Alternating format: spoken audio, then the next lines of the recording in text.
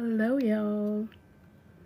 Happy Friday. It's Friday night. How is everybody? Let me invite Ivory.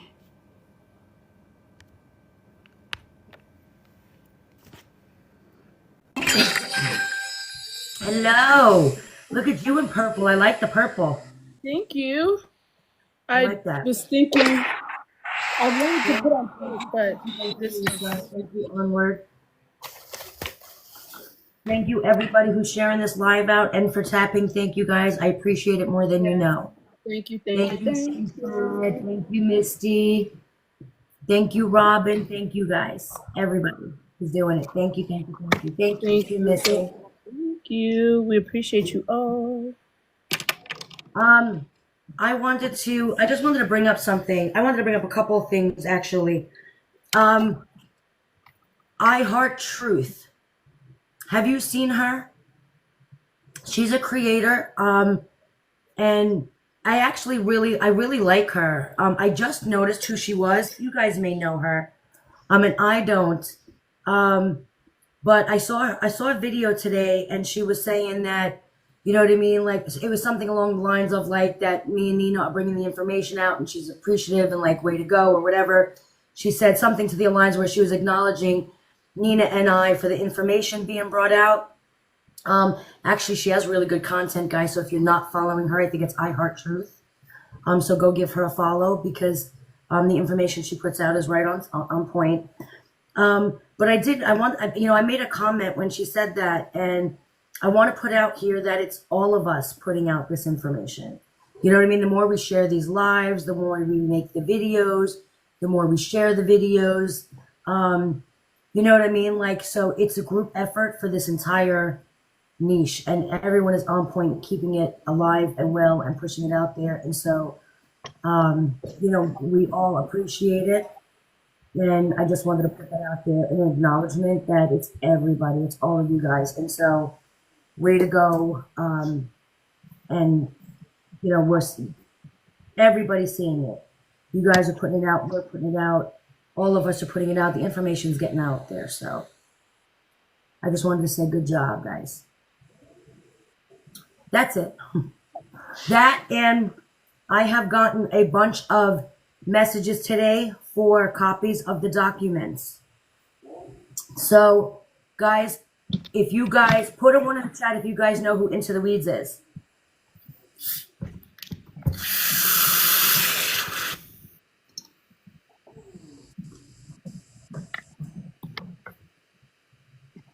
There you go. You do. Okay, good. For those of you who don't put a 1 in, YouTube, Into the Weeds podcast.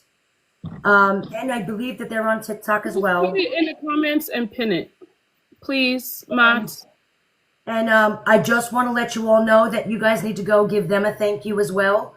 For all of you who are asking me for the documents, I did not originally purchase the documents. The documents were purchased by Into the Weeds podcast, and they were so gracious enough to give us a copy of it. And so we appreciate them so much for this information, so we can get this information out there. So again, if you guys aren't following them, a big thank you to them. Guys, please be sure you thank them. And for all of you who want a copy, that would be your source. They do have it. They're very gracious giving it out. I do know that. And so we all appreciate them very much. And so I just wanted to put that out there and to say thank you to them for giving us a copy of all of these court documents. And so we can put this stuff out there and get this information out there. And I do know they shared them with other creators as well. And so I just wanted to give a big shout out to them. If you guys are not following them, go give them a follow. Their podcast is more than Gypsy Rose, and they're great at it. And so give them a follow, send them a thank you. Because again, it's, people that, we don't know and we don't see. Everybody here is working for the same cause. And so just please send them a thank you, and let them know that, we appreciate them for giving the information out and for being gracious and sharing it. So I just wanted to put that out there and say thank you to them. So, yes, but again, Alyssa, we wouldn't have been able to do this without them giving us their documents. And so, I really do. I appreciate them for that. And in saying that, I am so, we're both of us are so appreciative. Whatever money I make in this live for this week, I will donate. And just out of appreciation for Into the Weeds, I will ask them to choose a charity, and I will show that I have donated the money from my live to that charity just because I am so appreciative of them. The podcast is Into the Weeds. Can somebody put that in the chat for me?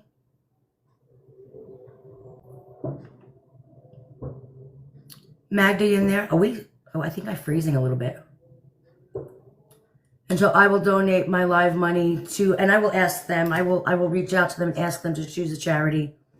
And I will donate whatever I make in the live this week, just out of appreciation that we can have the information and that we can get it out there. Can you hear me, Nina? Yeah, I just sprayed all this. This sprayed all over the table. Oh, got you. Thank you, Sabrina. Thank you, Historic, for putting that in there. It's Into the Weeds. They are both on TikTok and YouTube. Can someone put it in the comments and just pin it, please? Can they? Yes, it can be pinned. If someone writes it in a comment, they can just pin it so that it's up, so everyone can just go find it. So yeah, so that's what we plan on doing, and I think that's a great, you know what I mean? You can't pin if co-hosting. Okay, that's what I thought.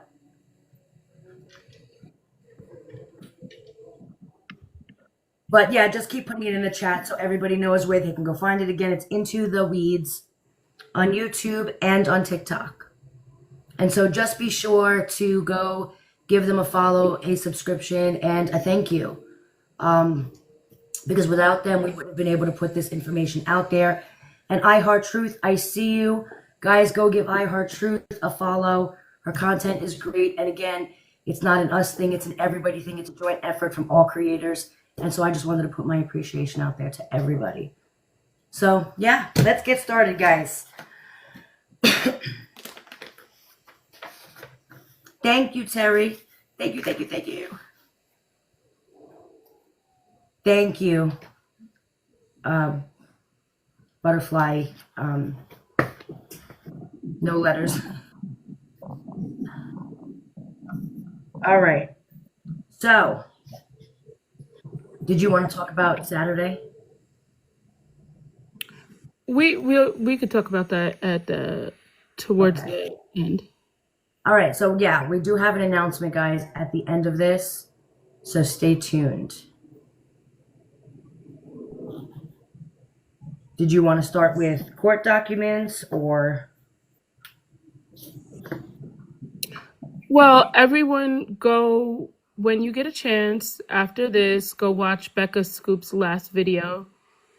I feel like that puts a pretty bow on everything. It wrapped it up. She did a great job, guys. So I would go watch that because I think that is a really, really good 40 minutes or so that's like packed with the information. And I like the way she lays it out in terms of like the visuals.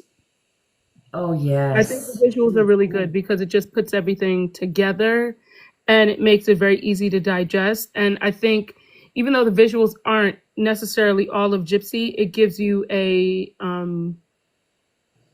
better understanding. Like, we're just visual people, generally speaking. So when we visually see it, it helps us a whole lot with understanding what's going on. But I do think it's a really good video. It wraps it up. And again, if you want the information, go to Into the Weeds. I think they're here on YouTube. They are, TikTok and YouTube. Do they have a website? They do. I can get it for you guys later. I don't have it on me, but I can put their website out there as well. Okay. Or the website's probably on their YouTube. Yeah, it is on their YouTube. Yep. So just look at their about and stuff page like that. Yeah. yeah.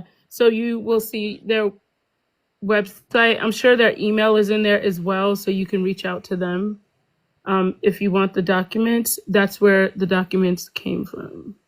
Yeah. And I know, if you guys, I know a lot of you guys are my regulars. You guys all know about Becca Scoops, but for those of you who are here and are new and are watching and you're not a regular, if you guys have not checked out Becca Scoops on YouTube, please go do that. It's Becca Scoops, BECCA Scoops, SCOOPS on YouTube. She lays out the entire Gypsy You know what Rose we saga, should? I'm going to say, very well. She gives it such, and you can easily understand that she just puts it out in a way that it just helps your brain connect all of the dots. Well, And and so, what we could do is put all the links and at on IG so that it's accessible. That way we could get like right to it. And then the information's there. So even if they don't have a pen right now, they can look back on it. So to just maybe we could take a screenshot of ourselves and then put it in our IGs with yes, like tags of everyone and the that, information. So that yeah, will probably make things, it'll kind of like help on time so that we can also like go into further details, and it'll just make things easier to accessible, because I know when I'm watching lives half the time I'm in my bed. So like, I don't have a pen and it's just not that easy. And I don't remember websites and names and yeah, I stuff like that. So know. it'll probably be easier for me. But Are we we both should do it lagging? so that everyone can. Am I lagging? People keep saying I'm lagging. No, but for me, you're not. Okay, you're not either for me. No, okay. Just making sure You that lagging? you're all up there. Okay. Oh, I forgot this. Sorry, thank you, thank you. What is that?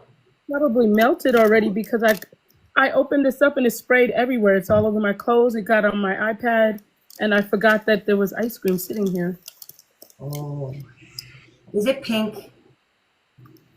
Yeah, it's one of those strawberry shortcakes. Oh, I love. Can I tell you, my first and second pregnancy, they were my cravings. I ate them every morning for breakfast. I would drop my sister off at school, and they sold them at her school, and I bought one every morning and ate it on my way Oh, home. that's funny. I gained like 70 pounds that pregnancy, so we'll forget all about that one. But yeah, they were good. That's funny. No, I was in the mood, so I ordered some, and the kids wanted some too. So I was like, okay.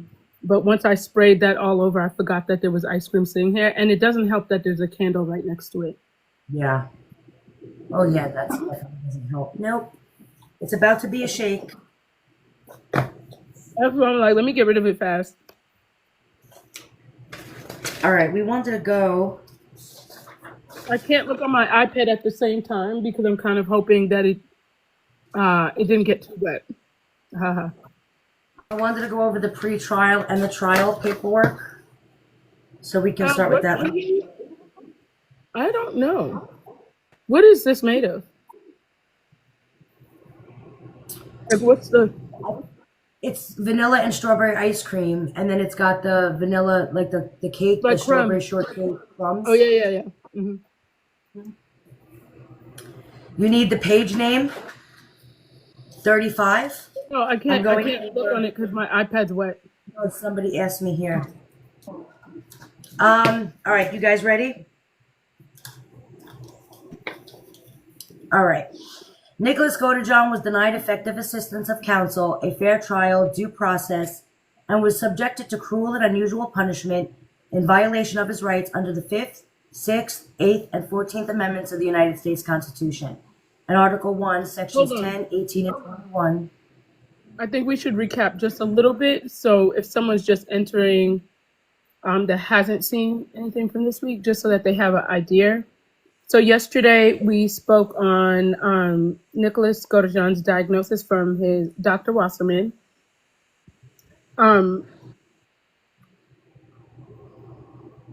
We spoke on Demona and where Demona came from. Demona is Gypsy Rose's alter ego that she basically, that's the personality that she takes on, and every other personality that she takes on falls underneath that.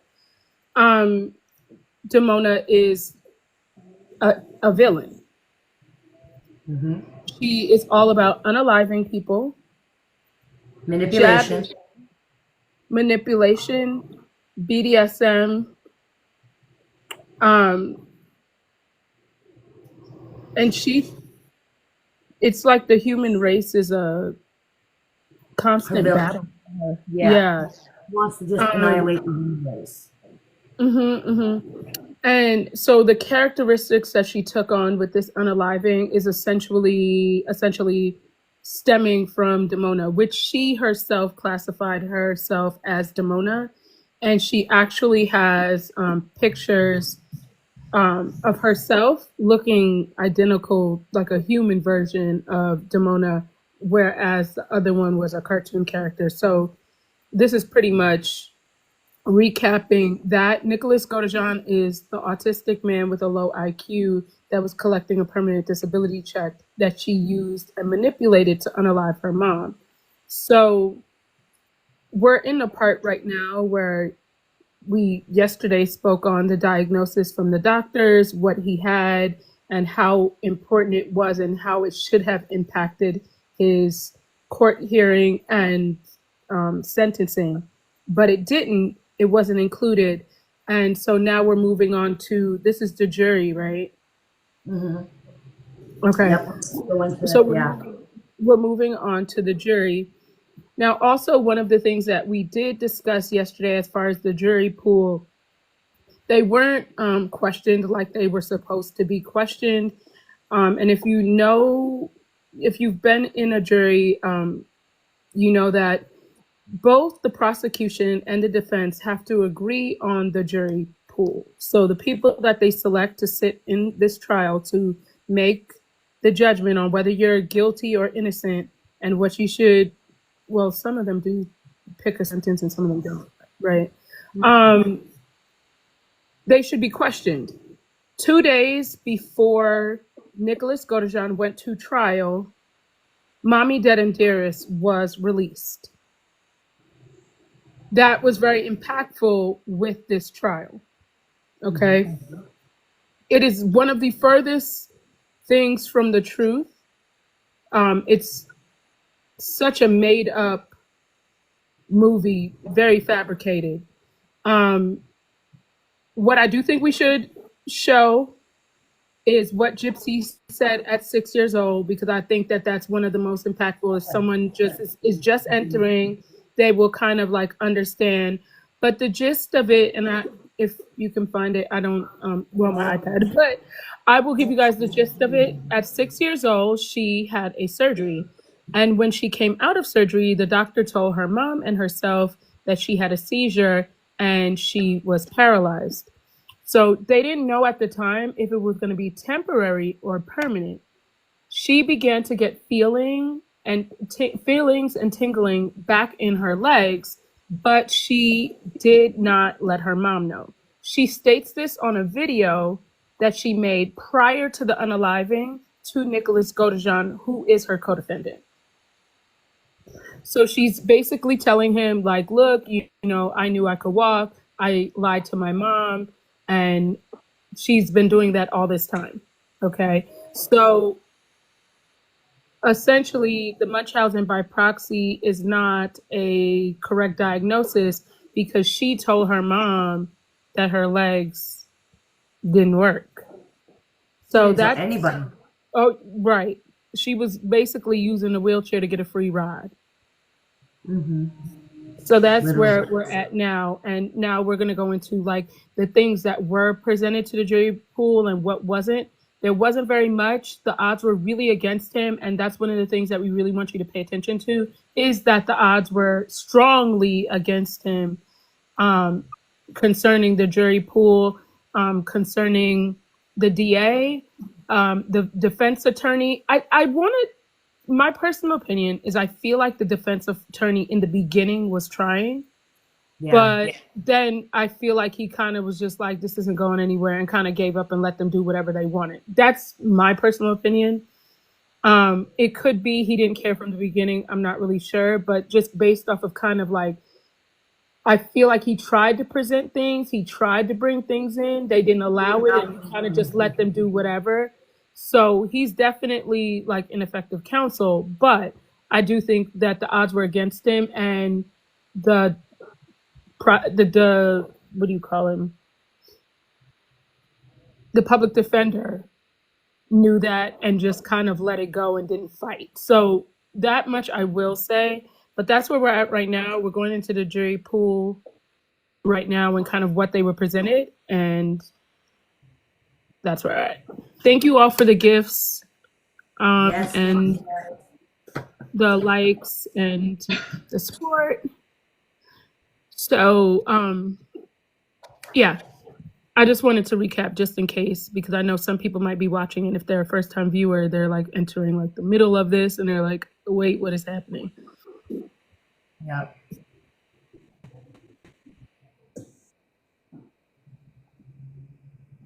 Hold on 1 second. All right. We have, oh, that was the piece that you just read. Ineffective assistance, failure to request a change of venue due to prejudicial pretrial publicity.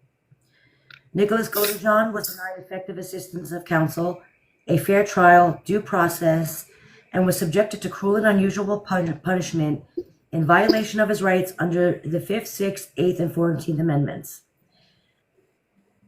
And 21 of the Missouri Constitution, in that his trial counsel unreasonably and prejudicially failed to request a change of venue from Greene County for cause pursuant to Rule 32.04, pre-trial and or at trial, when voir dire revealed, is that what it is? Revealed the prejudicial pretrial publicity prevented a fair trial by a panel of impartial and different jurors. Rule 32.04 provides a change of venue that may be ordered in any criminal proceedings triable by jury where inter alia the inhabitants of the county are prejudiced against the defendant. Go ahead. So I kind of want to just help, just in case people aren't really understanding what Ivory just stated, is that anytime there is a case and it is very like much a media case where it's really out in the public, and especially like that movie was released 2 days before, it can impact the jury's decision and based off of the location that it was at. So his counsel did request for it to be put in another county or another location, but the judge denied it. Didn't he? That's what happened? Yeah, we're about to get into that whole show circuit. So him denying it, basically, which he really should have. I feel like this is really a case where it should have been another venue.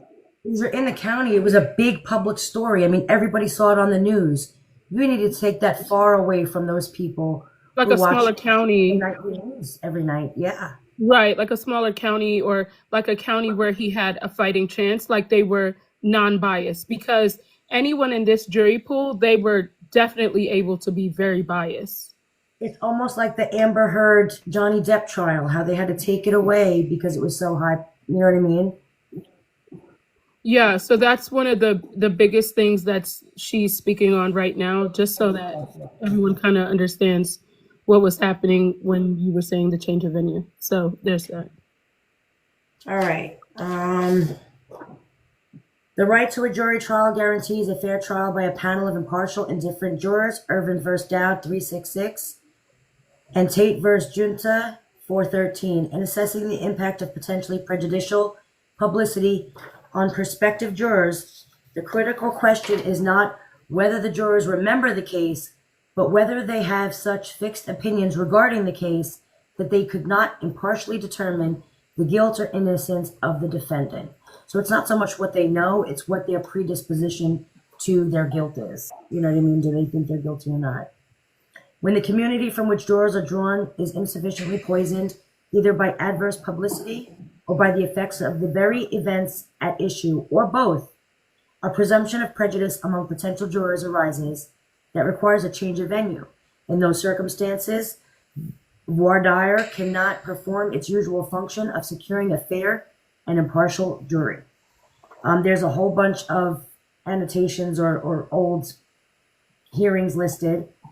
Confirmed that exposure to prejudicial publicity requires reversal of the conviction because the effect of the violation cannot be ascertained. Presumption of prejudice in a community arises from the wave of public passion surrounding events of trial. The jurors' claims that they can be impartial should not be believed. So in other words, even the ones saying that, hey, you know what, I can, judge this and take away what I already know, are not to be believed. Which most people... Go ahead. When a petit jury has been exposed to prejudicial publicity, we have required reversal of the conviction because of the effect of the violation cannot be ascertained. So even if you think you may not be biased, when you hear a situation, you normally form your own opinion. Even if you feel like you can go into it open-minded, just the fact that you have that prior information is really impactful. And I know there's not a whole lot of trials that we watch on TV, but one of the biggest ones that I think is like what's her name? Amber, the one that walked into Botham Jean's house and shot him and said that it was the wrong apartment. And they made sure that jury pool really didn't know anything about it. So only the information that they were presented was the information that they would make a decision on, not anything that they heard in the news, not anything they saw on TV, not anything they saw on TikTok or YouTube. So that is really important. And the fact that they asked the jury and they were aware of this case and had heard things already, but they still said, okay, you're saying you're able to not be biased. Okay, well, we'll keep you. That should have been a automatic no. Especially considering, again, Mommy Dead and Dearest was released 2 days before. And I think that is one of the most impactful things that needs to be stated, because that itself was released should have been even more the reason why they should have made sure that it was a non-biased jury pool. All right. To establish ineffective assistance, movement must show counsel's performance was deficient and that performance affected his case, Strickland v. Washington. The mere assertion that conduct of counsel was trial strategy, quote unquote, is not sufficient to preclude a movement from obtaining post-conviction relief based on a claim of ineffective assistance of trial counsel. For quote unquote trial strategy to be the basis for denying post-conviction relief, the strategy must be reasonable. Here, trial counsel's performance was deficient, and that deficient performance affected his case, in that had counsel not been ineffective, there is a reasonable probability that the trial court would have granted a change of venue. See William v. Taylor. Counsel's omissions resulted in Mr. GODEJOHN being deprived of a fair trial and due process and subjected him to a cruel and unusual punishment. In this case, the volume of extremely prejudicial pretrial publicity was so great that the presumption of prejudice among potential jurors required a change of venue from Greene County. Nicholas GODEJOHN was charged with first-degree murder and armed criminal action for events occurring in Springfield, Greene County, Missouri, in June of 2015. The pretrial publicity surrounding Mr. GODEJOHN's case was extremely intense, and it was. Pretrial public scrutiny and fascination was very high due to the unusual underlying facts of the case, including an aspect of Munchausen's by proxy syndrome perpetrated by the victim in this case. Mr. GODEJOHN's co-defendant, Gypsy Blanchard, pled guilty to second-degree murder on July 5, 2016. Her court proceedings were broadcast on television and made available on demand online. Co-defendant gave television interviews to Dr. Phil in 2020 that aired over a 3-day period prior to Nicholas's trial. Multiple videos regarding the case were available on YouTube through ABC News, Law and Crime Network, Dr. Phil, and others. In addition, What page is that? so 38. 38. Okay, thank you. Where was I? In addition, HBO aired an hour-and-a-half special on May 16, 2017, titled Mommy Dead and Dearest, which contained extremely prejudicial content, including information on Nicholas's prior arrest record, actual footage of court proceedings, and discovery from the underlying case, including Nicholas's interview with law enforcement. It does seem very intentional. On November 6, 2018, just 2 days before the jury selection began, Investigation Discovery aired an hour-and-a-half special titled Gypsy's Revenge, which also referenced extremely prejudicial information about Nicholas, including an allegation that Nicholas had a quote-unquote criminal past. The show aired a segment from KY3 broadcast, which revealed that Nicholas was arrested in 2013 after investigators say he was watching pornography and fondling himself in a McDonald's restaurant for 9 hours. It went on to allege that police found a large jabber on his person during that arrest. In addition to prejudicial and inadmissible information about a prior arrest, the show contained a mind-boggling array of prejudicial content, including 1. Extrajudicial statements by co-defendant Gypsy Blanchard about the event, including her recollection of how horrible it was to listen to a unaliving, and about statements allegedly made by Nicholas to her. 2. Actual discovery from the underlying case, including photographs taken by Greene County Sheriff's Office, surveillance video from a hotel and bus station, photographs not admitted at trial, and law enforcement videos of interviews not admitted at trial. Prejudicial victim impact information, including video footage of Dee Dee Blanchard as a child, as a teenager, and as a young mother, and interviews with her siblings. A reenactment of the scene of the crime, including a simulation of the victim's screams. That's wild. Actual video footage of co-defendant Gypsy Blanchard's plea and details of her sentencing. Commentary from co-defendant's counsel. Commentary from the prosecuting attorney that Gypsy's sentence was appropriate based on mitigation around the 2 decades of abuse she suffered at the victim's hands. That's wild. Patterson should not have been able to open his mouth. It is wild. And in my opinion, I think that could be a lawsuit. Yeah. Right? Because for Patterson, the DA, to get on there and say that on a public platform with a existing case going to trial is a absolute miscarriage of justice, because it's like they were already planting the seed. I feel like they say it's like they were building the stage for them to get up there and perform. They were co-defendants. Yeah, that was a miscarriage of justice, and that should have. See, that's why I kind of wish that things were about the legalities of that. Someone just asked me if it was. I don't know. No, it's unethical for sure.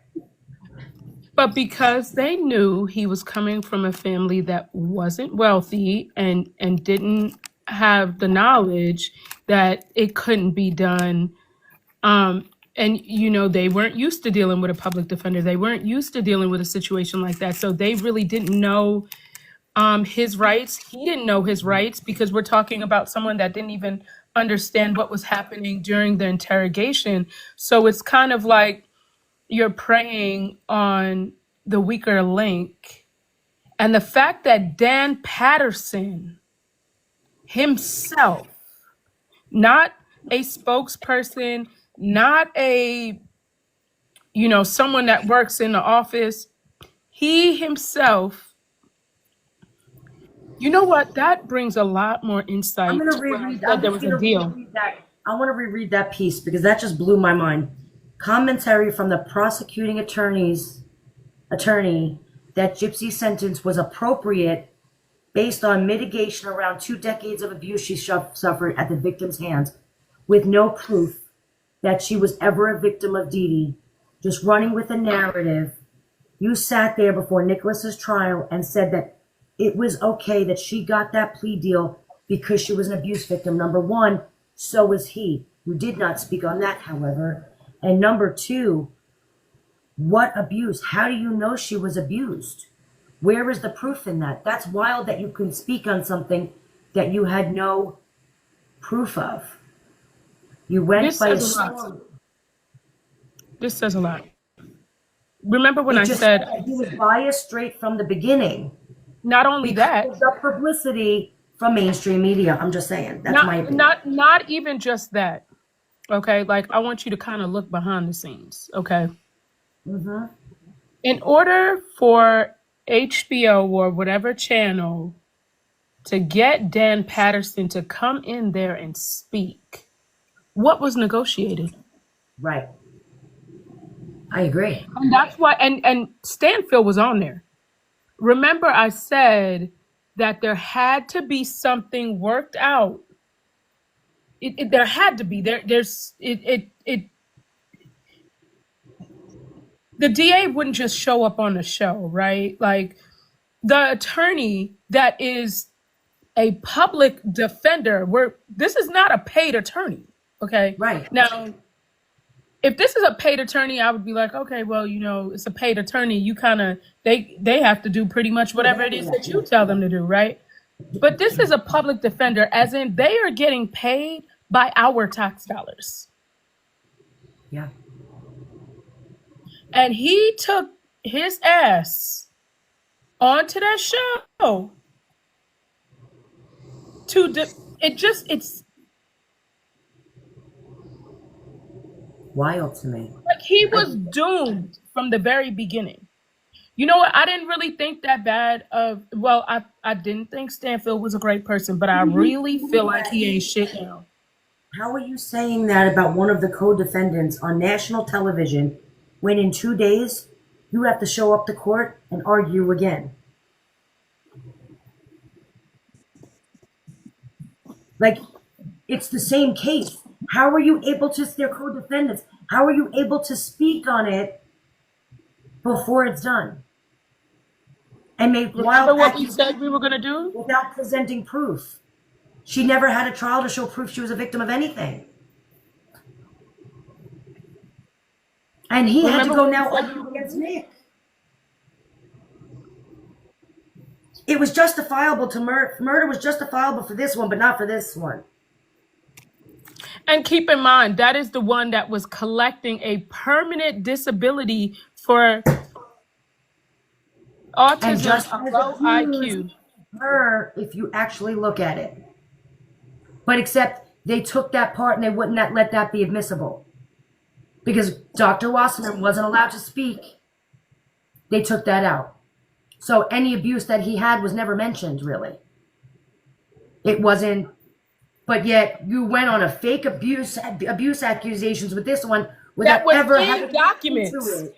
That was in documents. This is not, they found out it was a fake abuse. It's not that. This was in How documents. can you say she was abused when you had all this evidence right in front of your face because you were there when it went down?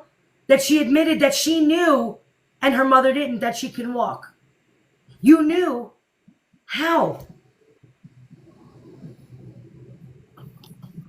And keep in mind, yesterday she read where they did not want to use her SD card, Yeah. they would not use anything that came from Gypsy, only Nick's stuff. That just tells you the picture that they already painted. I guarantee you, remember I said Stanfield probably already made a deal with future financial gains. And it wasn't even future because whenever that HBO thing was released, somebody got paid. I don't care what anybody says, somebody was paid. I'm gonna say this, and I know you're gonna agree with me because we've talked about it, but I'm gonna put it out there. No, There's maybe not. no- Are you Okay. gonna say what I What I would? think, the three, the triad. Don't. Let's do that Defense, behind the scenes. We'll talk about it after it's completed. Gotcha. Absolutely. Someone did sell their soul for money. All right, let's go on to the pretrial. But, oof, this makes me angry. Can I tell you I'm angry? No, Like, this it's blows my mind because it's not even like, oh, maybe it's a miscarriage of justice. Maybe it's no, it's blatant. straight Like, up there's no in your face. And basically what they were saying is you're not smart enough to know that we're screwing you over. So we're just gonna screw you over and you're gonna take it. because the publicity already went out that she was a victim, and we got to keep rolling with that story because if we go now against somebody with this story, the poor little thing, then we're going to look bad. You just didn't care enough to go into Now it. her arrogance makes a lot more sense. Her Oh, arrogance the makes a lot more cockiness. sense. It makes a lot The now that makes a cockiness whole lot of more Gypsy sense. Rose is explained, yes. That makes Ooh. it makes a whole lot more sense now. Yep. It makes a whole lot more sense because if everybody was willing to cover her ass, right? Because that's essentially what happened is they covered her ass, right? Why wouldn't she be cocky? I mean, I guess I understand. My stuff don't stink. And I mean, think about it. She showed her booty since she came off. No matter what, I already have. But pride goes before the fall, and I'm telling you, and her fall is going to be a fall of the century. Yep. It's going to be fast and swift. Knock her right off that pedestal. That makes more sense. So she got away with that. She gets on parole. Parole don't want to deal with it, so they let her do whatever, even with proof of her hanging with people telling her to lie to her PO. That's wild. And you know what's crazy is I'm not even a lawyer. Can you imagine how his lawyers must have felt putting this paperwork? Like, I'm literally arguing against people who are never going to fucking listen to me. No matter how much evidence I put in front of you people. It doesn't matter. I already lost. It's a case I already lost. He's owed. Yeah. He's owed a retrial. He's owed fair. They were never, and you can almost see the frustration in the lawyers this time around. Like, it doesn't matter what I say to you, how much evidence. There's a stack here, and I only printed out a quarter of it, guys. There's a crap load of paperwork here, and they're like, hello, waving it in their faces, and nobody acknowledged it. But it's wild.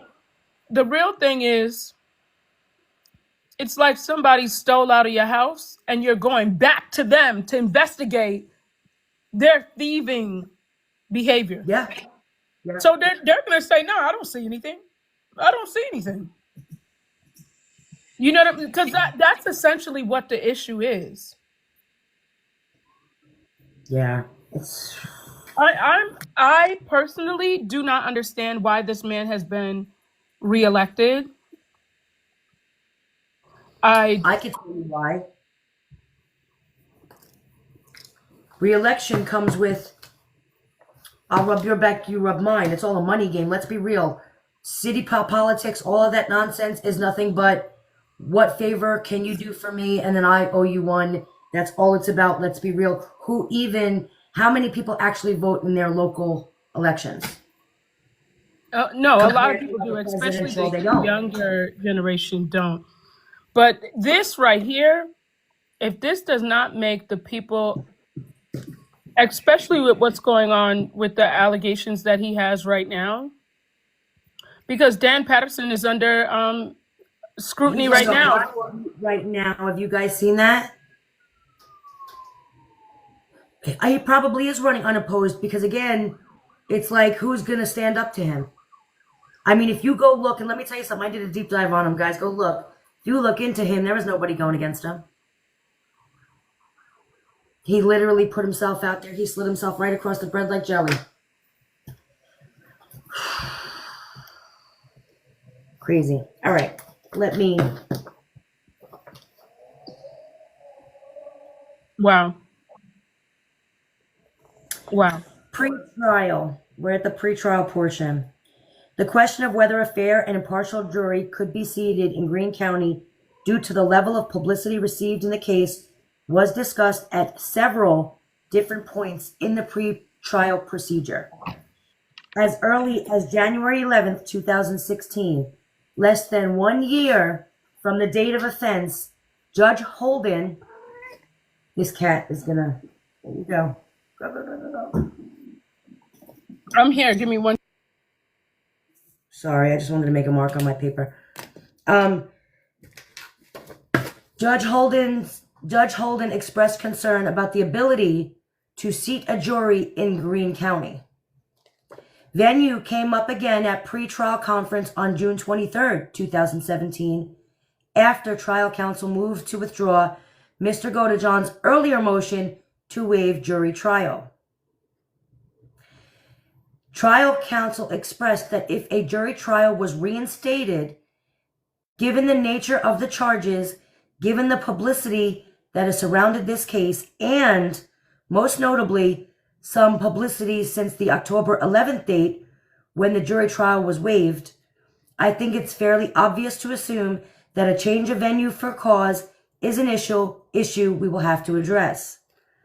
The parties discussed the release of the May 16th, 2017 HBO special, and the state pointed out that, quote, a lot of the discovery in this case was presented, unquote, in that show. The trial file reflects that 3 days later, on June 26, 2017, trial counsel prepared for a motion for change of venue, but never filed the request with the trial court. Due to the overwhelming and prejudicial pretrial publicity in the case, trial counsel had a duty to request a change of venue for cause pretrial. Counsel's failure to do so fell below the standard of care that a reasonable, competent attorney would exercise under similar circumstances and violated Nicholas GODEJOHN'S right to a fair and impartial jury, amounted to an ineffective assistance of counsel, and resulted in prejudice to movement, and a new trial should be ordered. His own lawyer never put in the request. I think at that point he just knew, because when you look at you look at this whole, like, even if he put in a request, it would have been like literally the odds were stacked against him. I agree, but at that point, even if the odds were stacked against him, he still had an obligation to do the best for his client, and he didn't. And so that right there, I don't know why this guy hasn't been reported to no bar, because that's wild. The fact that he was just so lazy and didn't do anything. And I get, even if the cards are stacked against you, you still have to give a fair shot. You have an obligation to do the best you can for your client. And he didn't, man. Unless, I don't know, did he have a stroke? But here's the thing. The reality is, when you're dealing with a public defender, that's the reality. But at the point, they're still held to a standard of you have to. Do you know how many public defenders drop the ball more than anybody else does? I agree, but you dropped every freaking ball in the game. Like you weren't even playing the game because you dropped the ball before you even started every time. Like, that's wild to me. Thank you, Jersey. Thank you. It's just wild. That's wild. Whew. All right.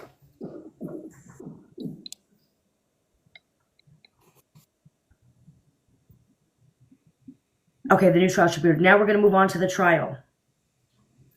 Judge Holden, by the way, hold on. Let me get my list. See, and he said we had this discussion the other day where she said public defenders make backdoor deals all the time. And Yeah. we've had that conversation. So that, Yeah. It's just for a case with such high publicity. well, the thing is, the high publicity was on her, not on him. Because if you really think about it, Nick is the only one. Nick is now getting the attention that he needed. She was getting the positive publicity. He was getting the negative because she was out there making it. He's the one that murdered. I was the poor victim of abuse. Like, so both of them, the whole situation was getting publicity, but she was getting the positive, and which made him get the negative. So he was getting the negative publicity. She was getting the positive because, again, she's a victim. Which also, he ended up getting, even more publicity. Because to me, that's kind of where the issue ran, is like she ended up getting more publicity. Because when you really think about Gypsy Rose, right, a lot of people really wasn't aware of Nicholas. They see, but they knew of him They as knew just it was the a co-defendant. That's Right. the problem. Yeah. That did more damage to him was because they knew of him, but they didn't really give him a story. He was just the villain. Made the villain and moved him along. Yeah. Now, I just want to, we were talking about this earlier too. Judge Holden later recused himself on his own motion on March 27, 2017. That's how you know there was some corrupt stuff going on. I want to Because discuss there's that. no way he would have recused himself from it unless he knew something that nobody else knew. You want to sit on that bench with a high-profile case. Or something's going on, but I'm going to put that aside because, we need to talk about that. And whenever we talk about, guys, we'll come back at you. I just want to kind of get the ideas, I wonder if we could ever find out why he recused. Like, there had to be something that he filed, right? I wonder what it was and what was the reasoning why he recused himself of, because it's definitely something. Remember, it was an election year. If you go against the gold of the city, they're not going to help you. So recusing yourself and not putting yourself in that position may have been what he needed to do. Because, again, aren't judges elected in that county? It might have been the media. Could have been. It might have been media. He knowingly knew. He knowingly knew. And he couldn't, in good conscience, sit on that bench knowing that 2 days before that, the prosecutor was out there talking it up on the actual show. Yeah, I personally think that jury. You are questioning the jury. Meanwhile, Patterson's out there, yapping it up. Thank you, Dream. That makes sense. We were trying to figure that out before, but that makes so much more sense. I want to look it up because you can. There has to be motions and paperwork filed on that. So, we definitely have to look into that more. And, guys, we'll bring that back to you once we got it down because we want to make sure we know what we're talking about. I don't want to bring any nonsense. So we're going to go look and see if we can back the theory that we have. What was that judge's name? Judge Holden. I have it right here. Judge Holden, page 40. And he recused himself on March 27, 2017.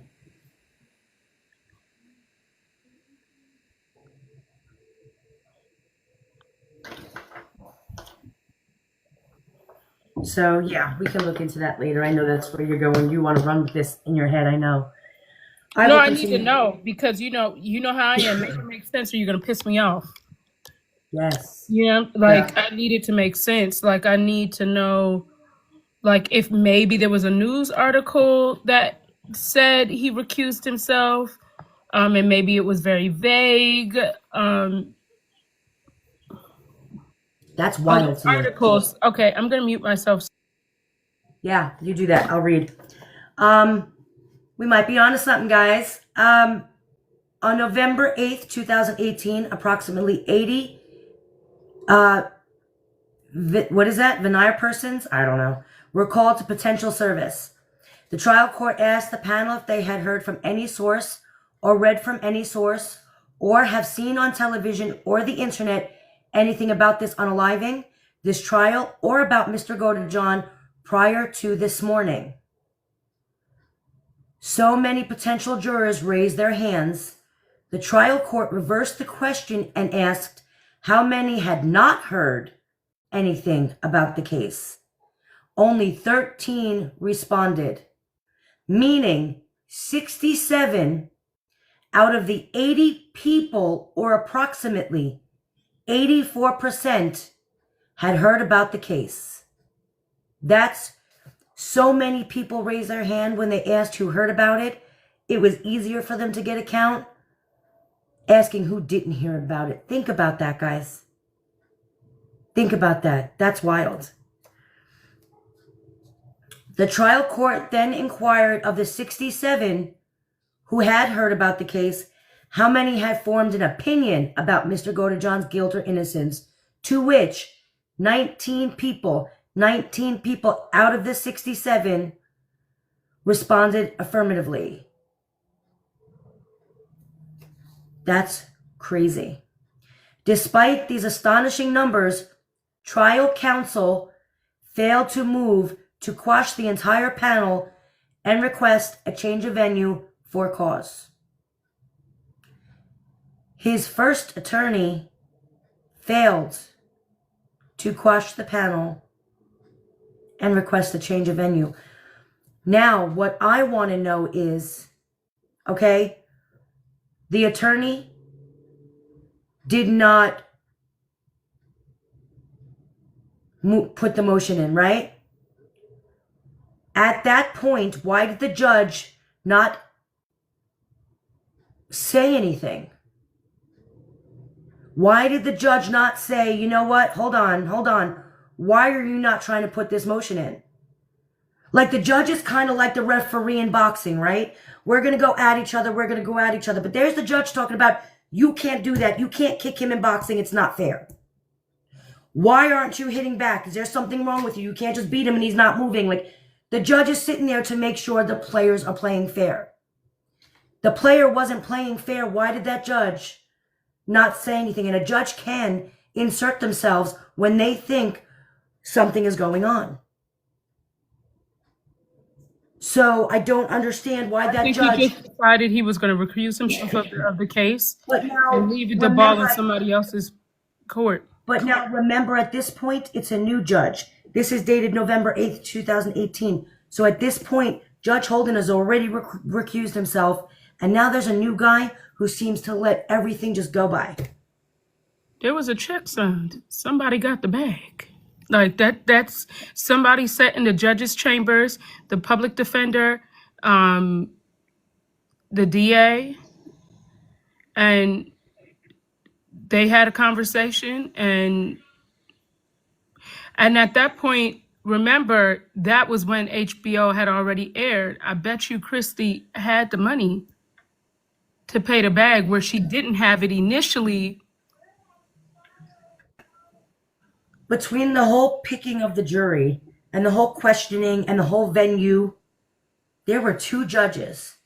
One recused himself and another one took in and just stayed silent and let it happen, which I think is wild. HBO Judges paid it. absolutely have the right to say, stop, hold on, you are not adequately defending your, you know what I mean? Like, there's something unjust going on here. What's going on? That's the whole point of them.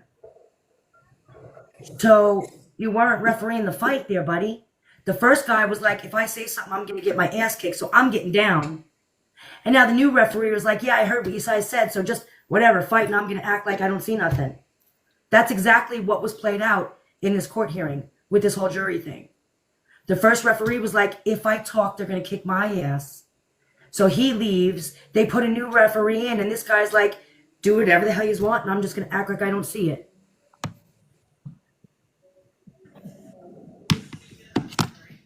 That's crazy to me. This is making me so angry. I should have been a lawyer. And I can guarantee you,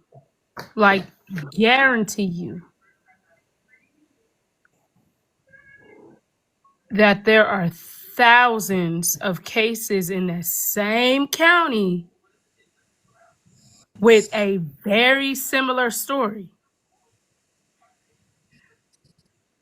I bet you it's not even just in that county. I bet you that whole state is corrupt. Oh yeah, I mean, I yeah, mean, for sure. look at the whole, what was the guy's name? Williams? Mm-hmm. The one who got the death penalty and it was obvious he didn't do it? Yep. That was in that Yeah, same that's the state, same right? county. Yes, same state. Yep. Yeah. So something's going on. Wild to me. Wild. Absolutely wild. Then you also got to remember Patterson had, well, you know what? I'll talk about that later. I'll bring that up later.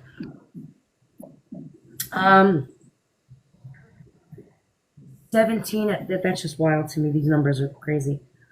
The trial court is afforded wide discretion in ruling on a motion to quash the entire jury panel, State versus Everidge. However, that discretion is not unfettered. In making its determination, the court must consider the defendant's right to a trial before a fair and impartial jury. That's what I'm saying. The judge had an obligation too, right? Like that's just, I don't know. But the thing is, you know, like without a shadow of a doubt, it either HBO or Christie paid them off because they knew eventually there would be. And look, this is alleged. I want to say that very clear. I don't have any proof of that, but based off of what I am seeing and hearing, there's no way you would. An injustice like that would be such an injustice, and you would just keep going past the red flags if there wasn't monetary gain. Period. That's just it. Hold You know on. what I feel? You go ahead. You could pause it, and I'm just gonna keep talking, yapping over here. While I agree something was going on, I don't think it was Christie or HBO. If I'm gonna be completely honest with you, I think it was a political thing. Originally, if they had let Gypsy Rose go to trial, it would have been a shit show. It would have been a whole circus. Oh, half of them were going to argue you were re-victimizing a victim, and it would have been a whole thing. But now they're going to sit there, and this woman is out here with this poor abuse story, and they look good for giving her a plea deal because it looks like, oh, we're going to understand the poor victim, the whole, you know what I mean? Yep. So I just feel like that was obviously just a role of like, now we have to make her look good because the better Gypsy Rose looks, the better our office looks for letting her practically get away with murder. It just looks better for that entire Was it county. really the media, or was it them? I think it was a little bit of both. Yeah. I really do. I believe that, politics, let's be real, politics and media, they play hand in hand. They all got those journalists in their pocket. We know it.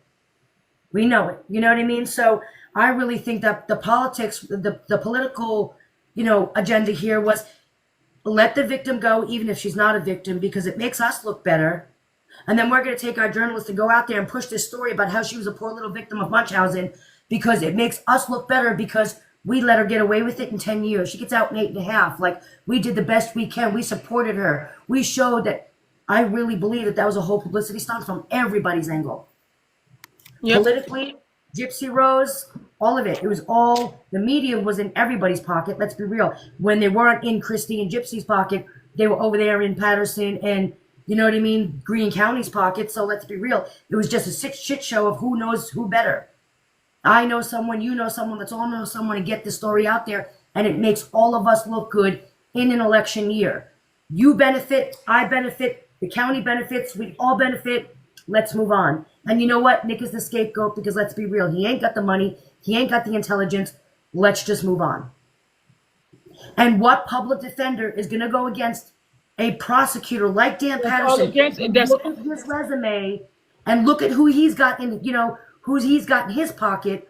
You're not going to sit there and go against it. One judge already recused himself because he didn't want to play that game. And again, it's an election year. Everybody likes their paycheck. So what was this public defender going to do? Listen, I'm just going to make it look good. I'm just here at this point, whatever. Yeah, because the judge, down to the judge, refused himself. You can't win. You can't win because I need to be nice to Dan Patterson because I need to know people in higher places. Let's be real. That's what lawyers, judges, politics, that's what it's all about. Who knows who? You know what I mean? You're not going to sit there and make Dan Patterson look bad during an election year, because then you're not getting a job anywhere ever. Let's be real. And I know a lot of people looking at me like that, right now, like, Ivory, that's not really how it happens, but yes, it does. No, it does. It does. Been in the meetings, been in the call, my friend, been in there. Yes, it does. Yes, absolutely. It definitely, it 100% does. In fact, it's not what you go to, you know. It happens more often than people realize. And that's why they say it's really important, even in family law cases. It's very important to have a judge that has relationships. An attorney that has relationships within the court that you will be in. And that's because it's all political. You want the popular lawyer, not the good lawyer. I'm sorry, Yep. It just is what it is. That's wild. All right. Let me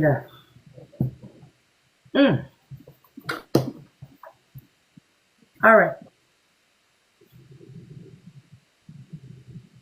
State impartial defendant's right to a trial before a fair and impartial jury, stating that when a ruling on a motion to quash the entire veneer, the court must consider whether the entire jury panel has been tainted so as to deprive the defendant of a fair trial. Thus, if the jury panel had been prejudiced against a criminal defendant such that a fair and impartial jury could not be impaneled, the court must squash the entire panel and begin anew.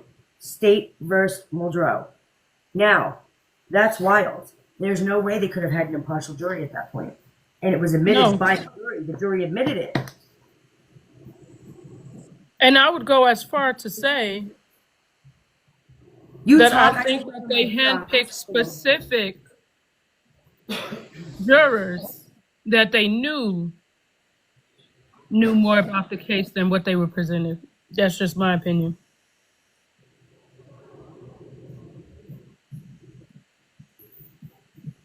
This is crazy. I don't know what to say. Because turn the heat on, and it's like 1,000,000 degrees in my house right now. Because when you look at how much information they didn't allow to come into his trial, yeah, it was very clear that it was biased from the beginning. He literally didn't stand a chance. And that's because they figured he's the scapegoat. Nobody's ever going to care enough. It was biased right from the interrogation. Crazy.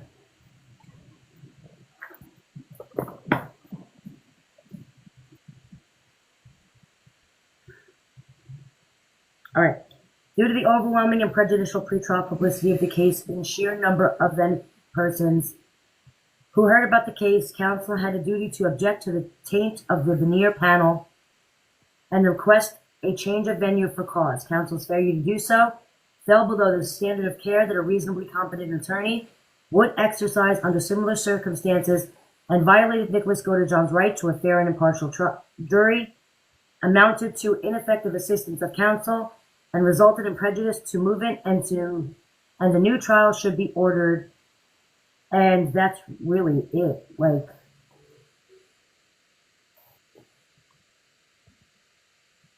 That's the word competent. Nicholas GODEJOHN was denied effective assistance of counsel, a fair trial, due process, and was subjected to cruel and unusual punishment in violation of his rights under the 5th, 6th, 8th, 14th Amendments of the United States Constitution, Article 1, Sections 10, 18, 21 of the Missouri Constitution, and that his trial counsel unreasonably and prejudicially failed to adequately individually voir dire then a person's regarding prejudicial pretrial publicity. That's a tongue twister. All 12 jurors who sat on the jury panel, which found Mr. GODEJOHN guilty of first-degree murder and armed criminal action, were exposed. All 12 jurors who sat on the jury panel, which found Mr. GODEJOHN guilty of murder in the first and armed criminal action, were exposed to pretrial publicity about the case. 3 jurors, number 13, number 20, and number 39, expressed that they had already made up their minds about guilt or innocence based on pre-trial publicity. That's wild. I just, again, want to state that she called him a POS the other day and said that it's been 10 years, people change and move on.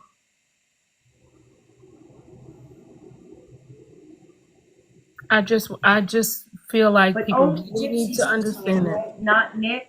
Nick can't change. Only Gypsy.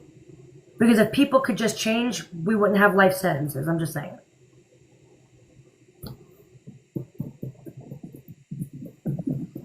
I really want to let that truly sink in. I really want people to really understand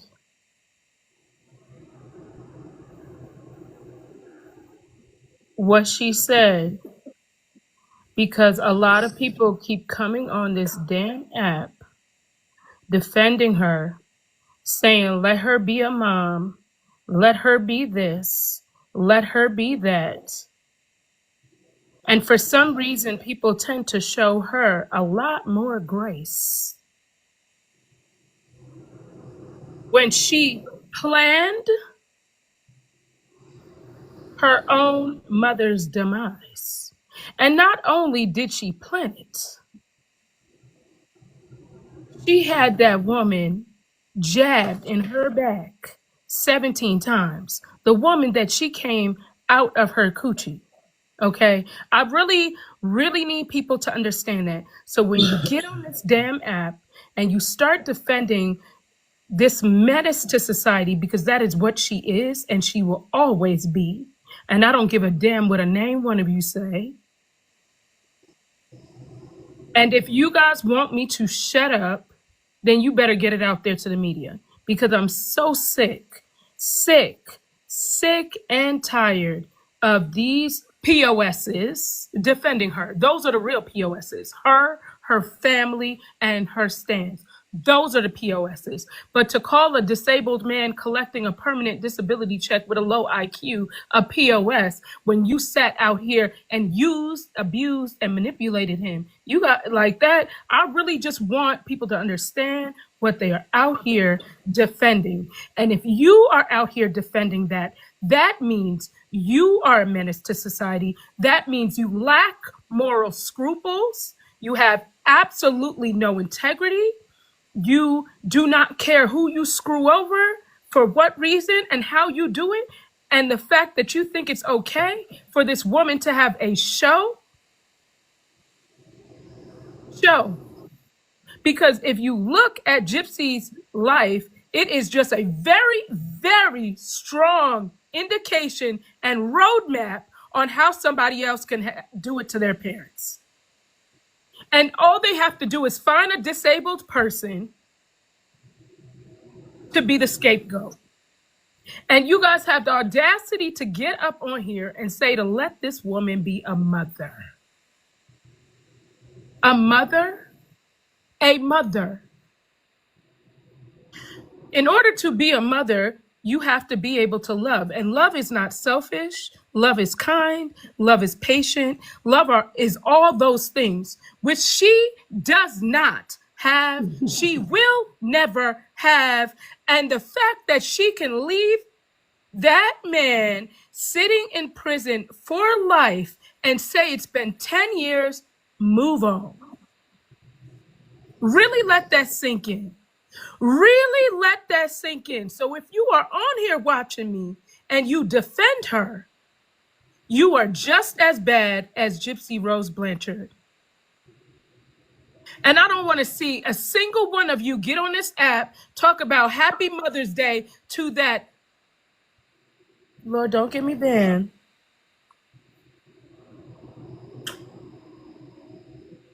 That is not a mother.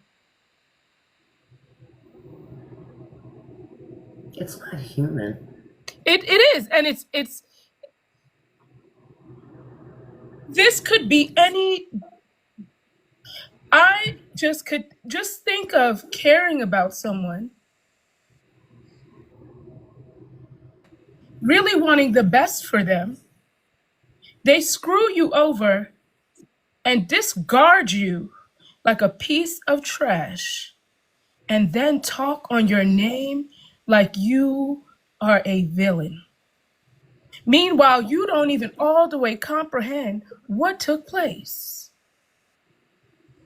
Because nobody can tell me that 100% Nicholas Godejohn did those 17 jabs. Nobody is going to be able to convince me of that. And I think a lot of people don't realize when the brownie part came up and she said to him, I want you to eat me the way you eat that brownie.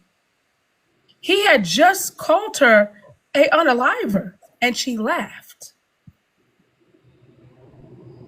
You wouldn't call someone unaliver that was hiding in the bathroom. Mm-hmm.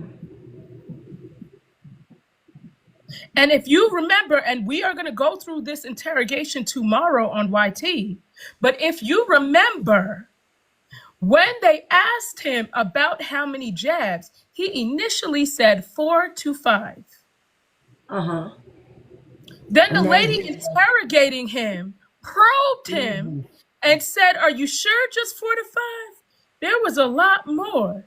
Then he said, maybe I only counted the ones that went deep.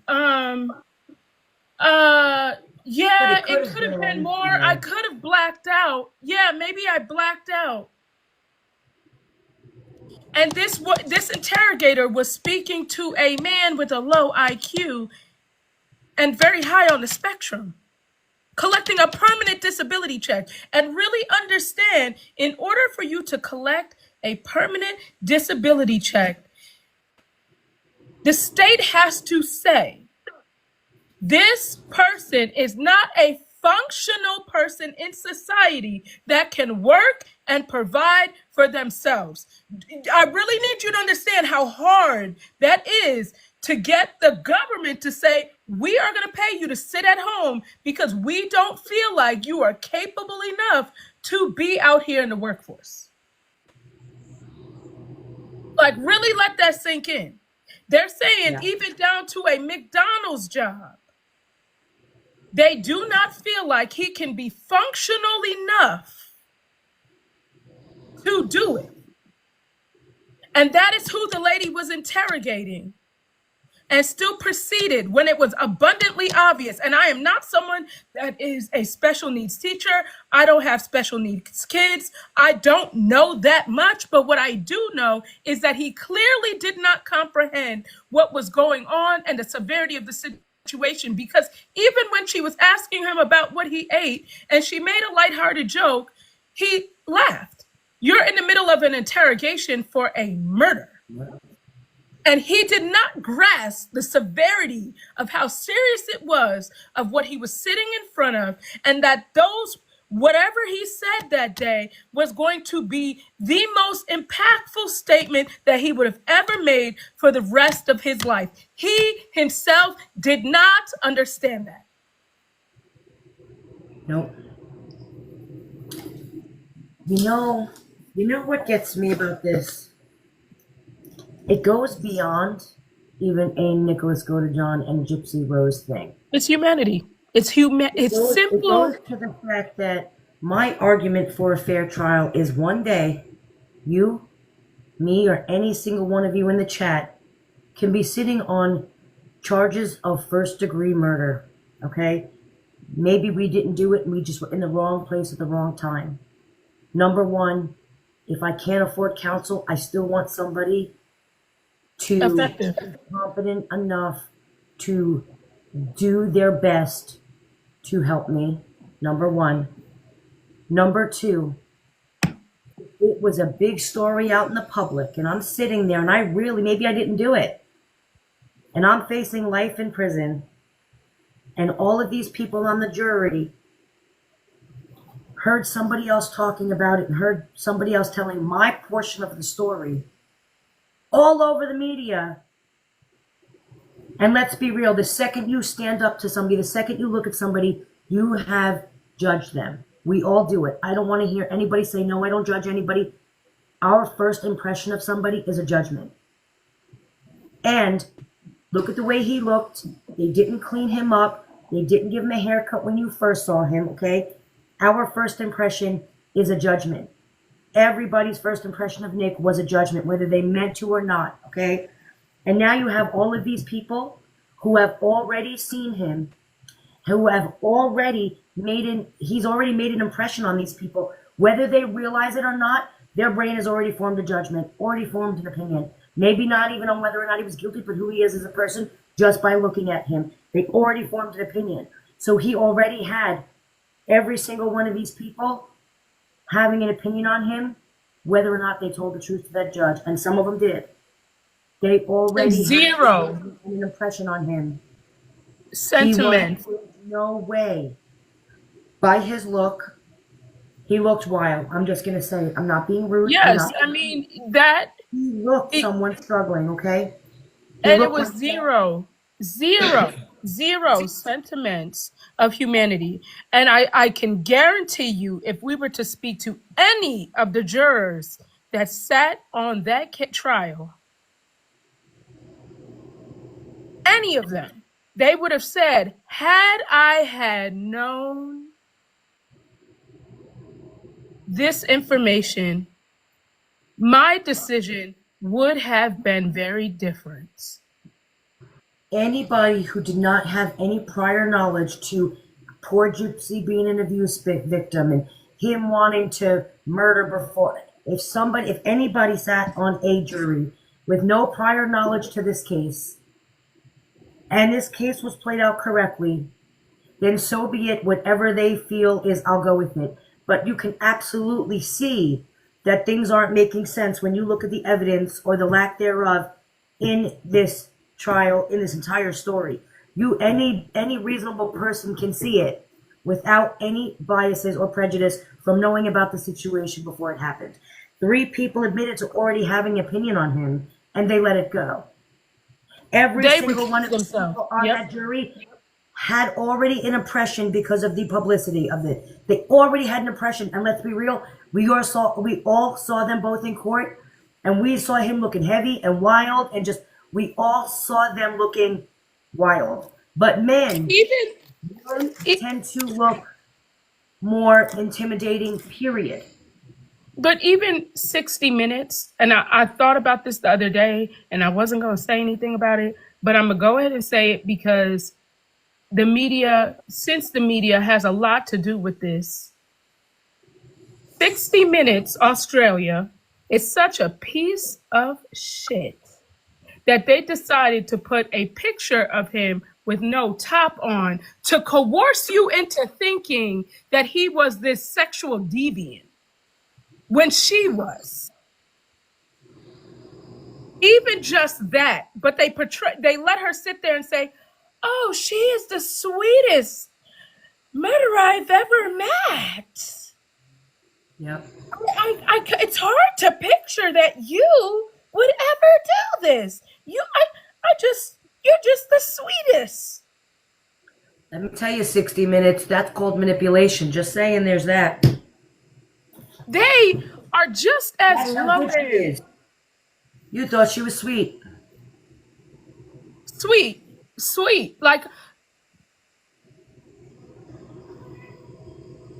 people really make me wonder about their intelligence. The fact that anybody would put their neck and name on the line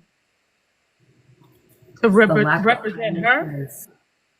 When and let's not even think about everything that she's done before this trial. Let's just talk about the way she has showed her raw ass out here since she's been out.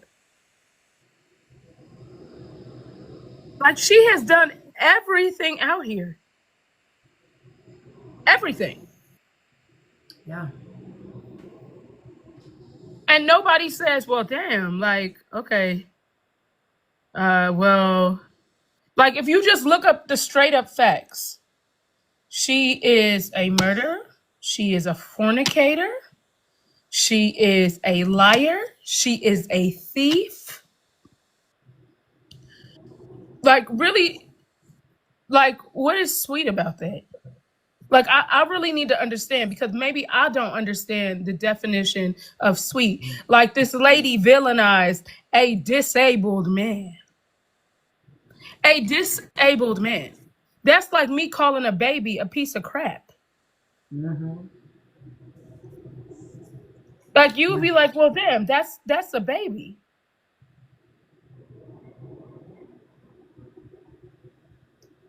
I really need this to sink in, because I feel like people are disregarding that this woman is a menace to society. Like, a real menace. The ability to manipulate at her And she level was six. is Six. dangerous. Six. It's dangerous to Six. everybody in society. Because not just vulnerable people like Nick are susceptible to this level of manipulation. We all are. How do you know? Because there are people that actually believe her lies. Even after being caught in the lies, they still believe her. That is being manipulated. The majority of her followers here on TikTok are being manipulated. They are victims of Gypsy Rose's manipulation. Because again, she has contradicted herself. She has shown people on her own, in her own words, she has shown to be a liar. She has contradicted herself. She has been caught out there. She did it to herself, and yet people still believe her because she tells them to. That is a significant, the level of manipulation is unreal. And each and every one of those people who believes her are a victim to her. She has more victims than any one of you know. Just saying.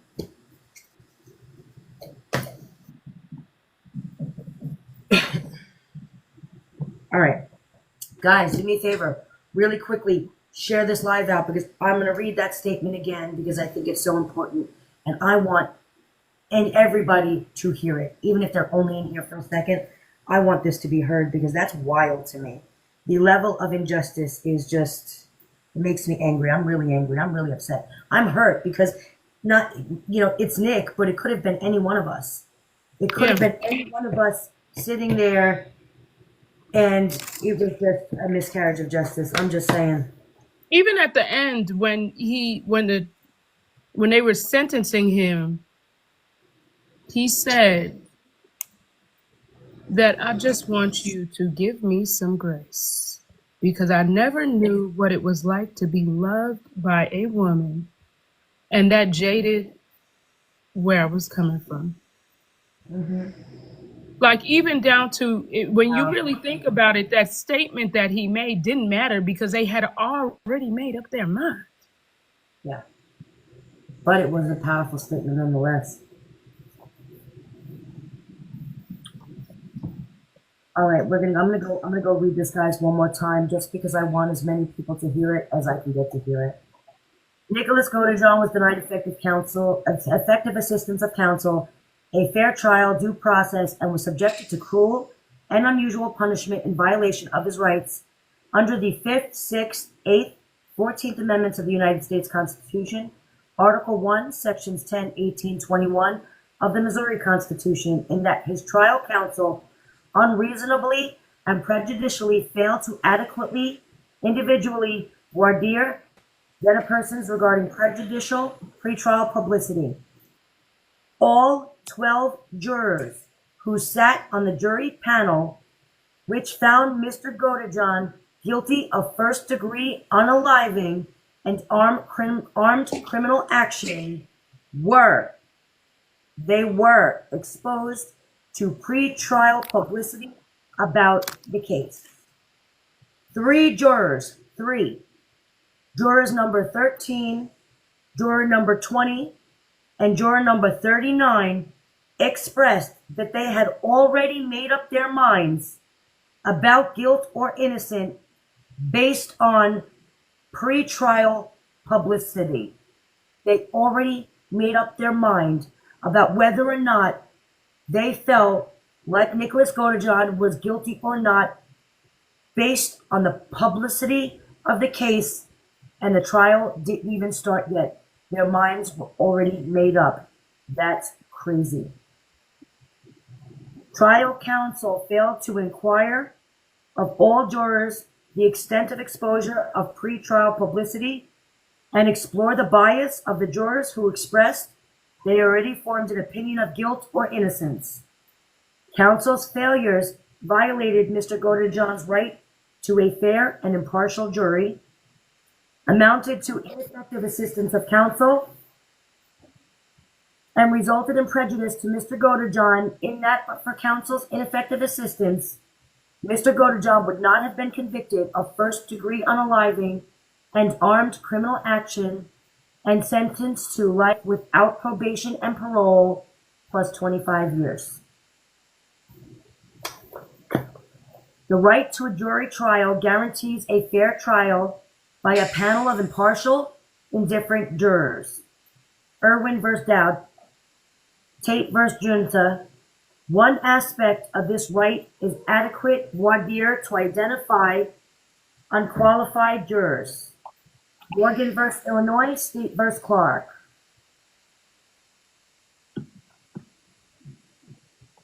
Hold on. State v. Clark. To that end, a Venom member should be asked if he or she holds any prejudices or biases that would prevent or substantially impair the performance of his duties as a juror in accordance with his instructions and his oath. Adam v. Texas. This inquiry is meant to reveal whether a juror can set aside any prejudices or impartially fulfill his obligations as a juror. Wainwright v. Witt. Witherspoon v. Illinois. A prospective juror who does not enter the jury box with an open mind, free from bias or prejudice, in favor of or against either party, is not a competent juror. Denial by a trial court of a legitimate request by an accused to excuse for cause a partial or prejudiced veneerman constitutes reversible error. State v. Morrison. A defendant in a criminal case is entitled to a panel of qualified jurors before he is required to make his peremptory challenges. The question of the qualification of a juror is a question to be decided by the court and not one to be decided by the juror himself.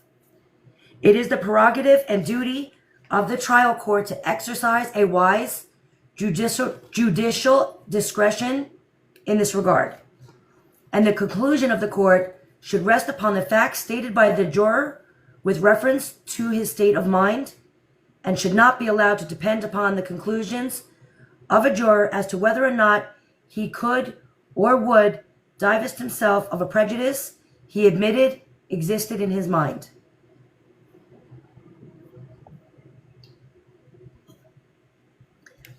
That was State v. Hoskins, finding that if the nature of the publicity as a whole raises a significant possibility of prejudice, and a juror acknowledges some exposure to that publicity, more than the abbreviated questioning is necessary.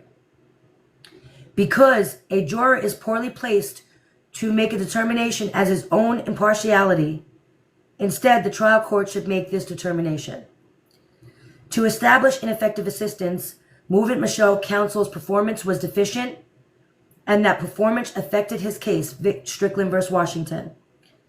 Counsel can be ineffective during jury selection. For example, counsel's failure to read jury questionnaires suggesting 2 jurors would automatically vote to impose death was ineffective assistance, and counsel's failure was structural error requiring reversal. Similarly, the failure to strike a juror who expressed a strong preference for the death penalty due to counsel's note-taking error was ineffective assistance. Counsel's failure to challenge for a cause a juror who admitted bias against the defendant has constituted ineffective assistance. The mere assertion that conduct of counsel was trial strategy strategy is not sufficient to preclude a movement from obtaining post-conviction relief based on a claim of ineffective assistance of trial counsel. For trial strategy to be the basis for denying post-conviction relief, the strategy must be reasonable. Here, Nicholas GODEJOHN was prejudiced as a result of trial counsel's failure to adequately, individually voir dire biased jurors, in that had counsel not been ineffective, there is a reasonable probability that the outcome of the trial would have been different. That is, Nicholas GODEJOHN would not have been convicted of murder in the first degree and armed criminal action. Counsel's omissions resulted in Nicholas being deprived of a fair trial and due process and subjected him to cruel and unusual punishment. Nicholas GODEJOHN was charged with first-degree murder and armed criminal action for events occurring in Springfield, Greene County, Missouri in June of 2015. The pre-trial publicity surrounding his case was extremely intense. Pre-trial public scrutiny and fascination was very high due to the unusual underlying facts of the case, including an aspect of Munchausen by proxy perpetrated by the victim in the case. Mr. GODEJOHN's co-defendant Gypsy Blanchard pled guilty to second-degree murder on July 5, 2016. Her court proceedings were broadcast on television and made available on demand and online. Co-defendant gave television interviews to Dr. Phil 2020 that aired over a 3-day period prior to Nicholas's trial. Multiple video recordings of the case were available on YouTube throughout ABC, Law and Crime Network, Dr. Phil, and others. In addition, HBO aired an hour-and-a-half special on May 16th, 2017, titled Mommy Dead and Dearest, which contained extremely prejudicial content, including information on Nicholas's prior arrest record, actual footage of court proceedings, and discovery from the underlying case, including Nicholas's interview with law enforcement. On November 6, 2018, just 2 days before jury selection began, investigation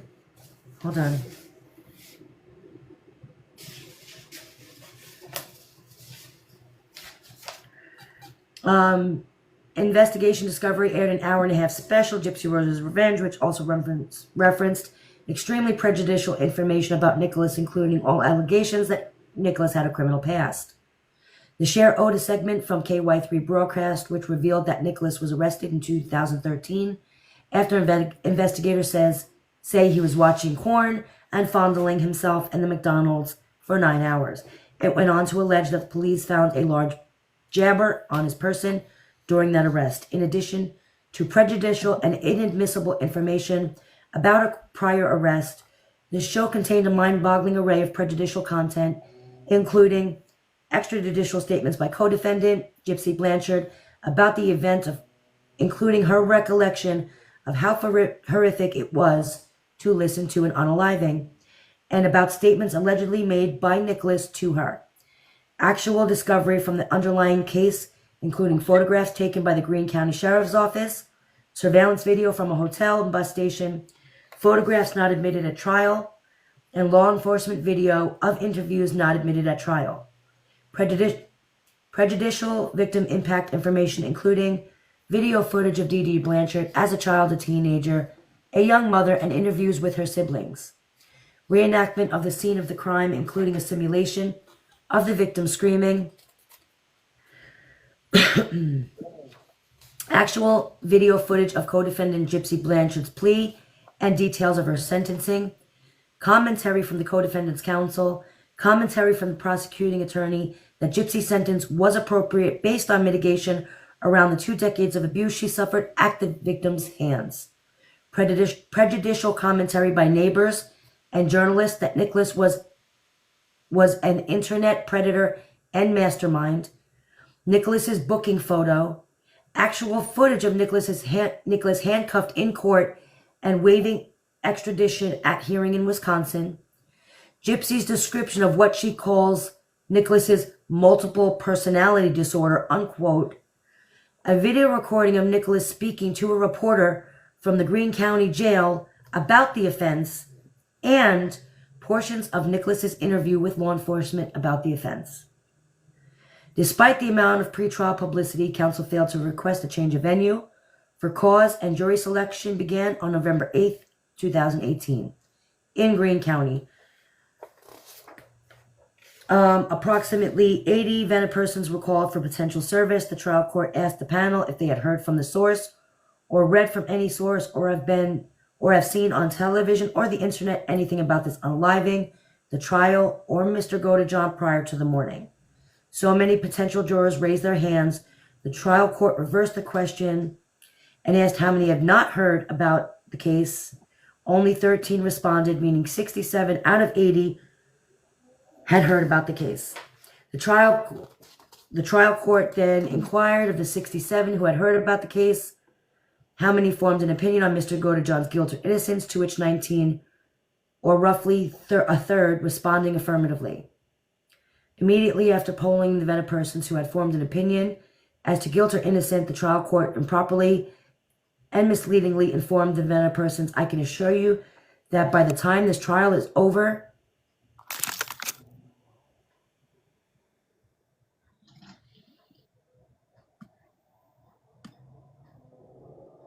sorry, I had to read that again, guys. That's wild. Immediately after the polling of the jurors who had formed an opinion as to guilt or innocence, the trial court improperly and misleadingly informed those jurors, I can assure you that by the time this trial is over, that you will know more about this case than anything that you have read, seen, or heard.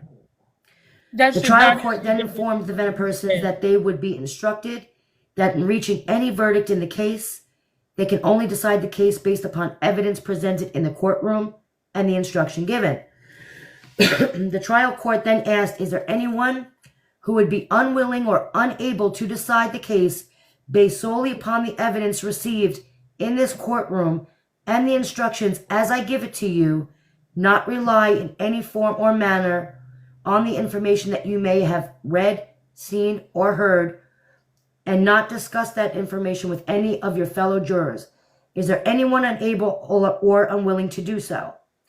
To which, of those 19 who had formed an opinion, only one juror said they would be unwilling or unable to decide the case based solely on the evidence received. The state then called for a sidebar off the record, and the trial court announced individual voir dire of the 19 Vena persons who indicated they made up their minds about guilt or innocence. Though all 19 were individually voir dired, trial counsel failed in their duty to inquire into the bias of the jurors who expressed that they had already formed an opinion of guilt or innocence. Trial counsel made no real inquiry into their bias by exploring what pretrial publicity they were exposed to or on what basis they formed an opinion of guilt or innocence. This line of inquiry would only have been permitted during individual voir dire.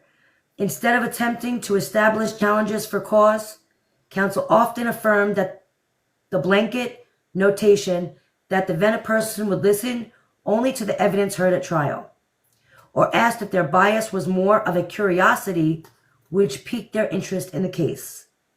Of the 19 who formed an opinion as to Mr. GODEJOHN'S guilt or innocence, 3 served on the jury which deliberated and found Mr. GODEJOHN guilty of first-degree murder and armed criminal actions. They were jurors number 13, 20, and 39.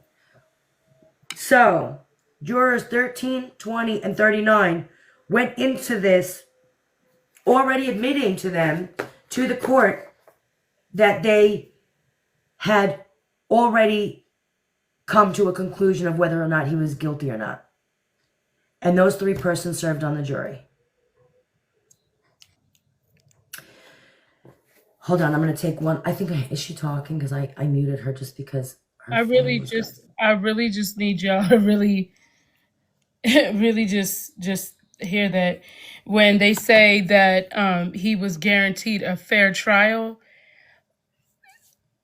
it's very evident that he didn't get that. And I honestly,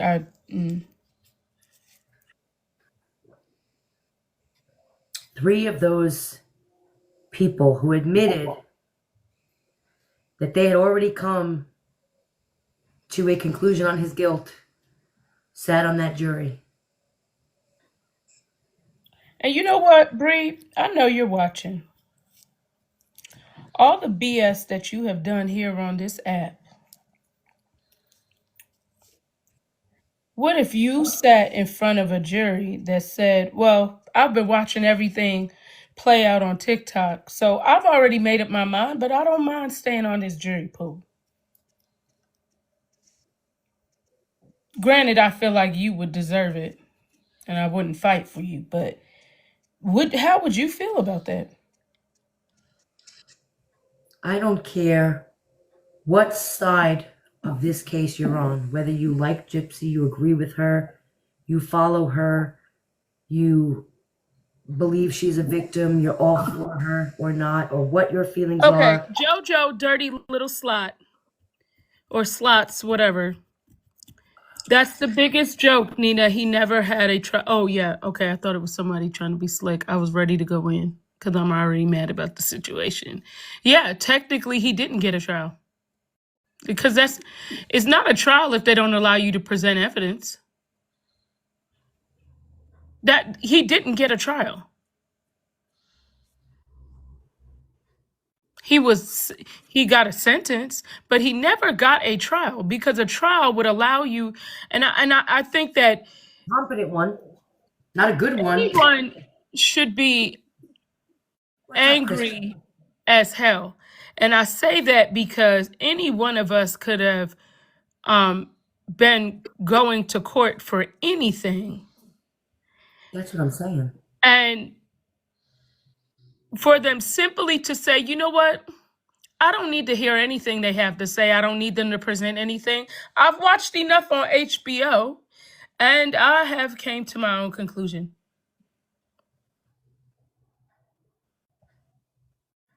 That right there tells you that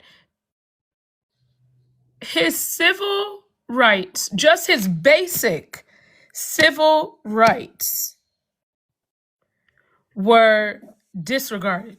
Just not only was it disregarded by the interrogator, it was disregarded by the DA, it was disregarded by Mike Stanfield because Mike Stanfield knows this bullshit, so he's just as much as a piece of shit as Gypsy is and everybody else is because Mike Stanfield knows. And you know what?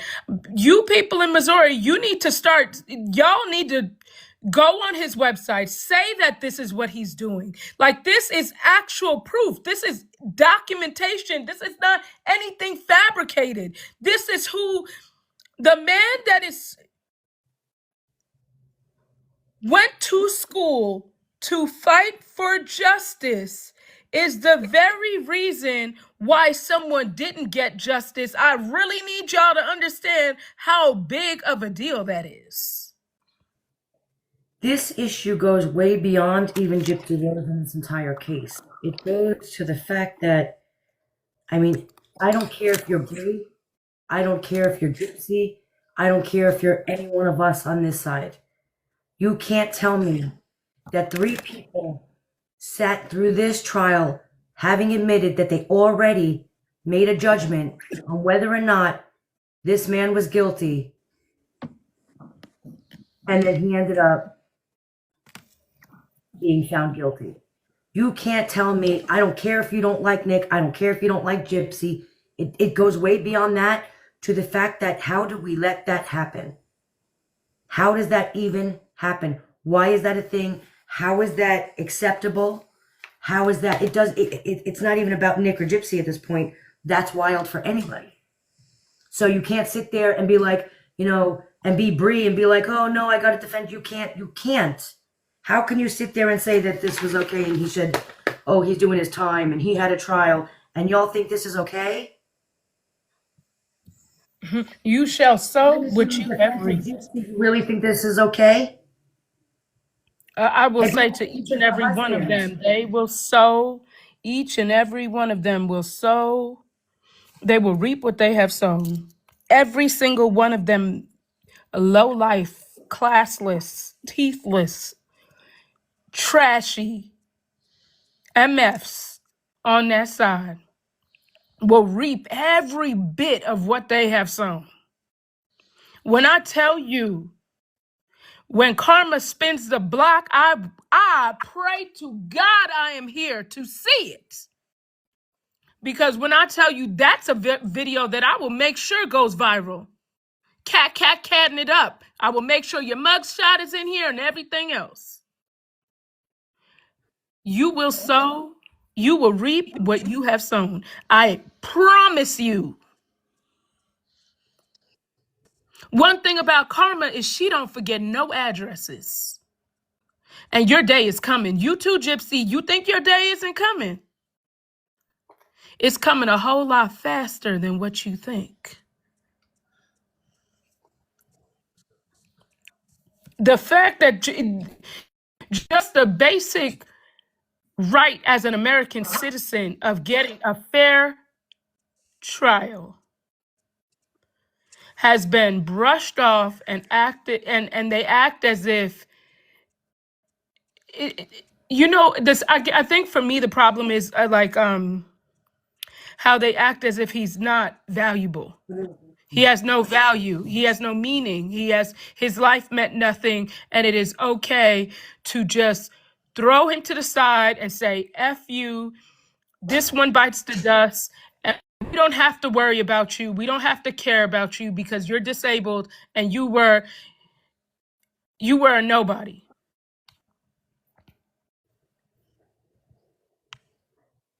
But you're obsessed on my page. Let me tell you. All right. Okay. You are one low-down, dirty motherfucker that would sit on this app and tell me I'm obsessed with something when what is messed up is this could have happened to any one of us. But whoever just wrote that, I am wishing what happened to Nick on you 10 times over. And one thing about me is God don't play about me. And you could ask anybody that I have worked with in the past that has done me wrong. I have watched them in front of my own 2 eyes fall. Okay? So play with me, baby. You playing with yourself on this app.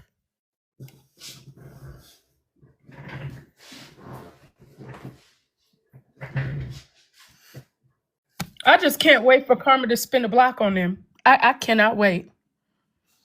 I cannot wait. That is a day I will straight up throw a party. And I'm full heart. I fully mean it. Like obsessed. Who Gypsy ain't nobody to worry about. She's ugly. Okay? She is not smart. She doesn't even know who she is. Obsessed with what? Look at her. Obsessed with what? That's like saying I'm obsessed with the gum underneath my shoe. Because that's very much what she is. She's a dust bunny. She will always be that. She has no value.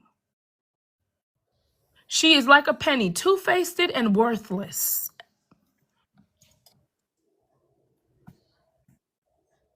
Obsessed. That's cute.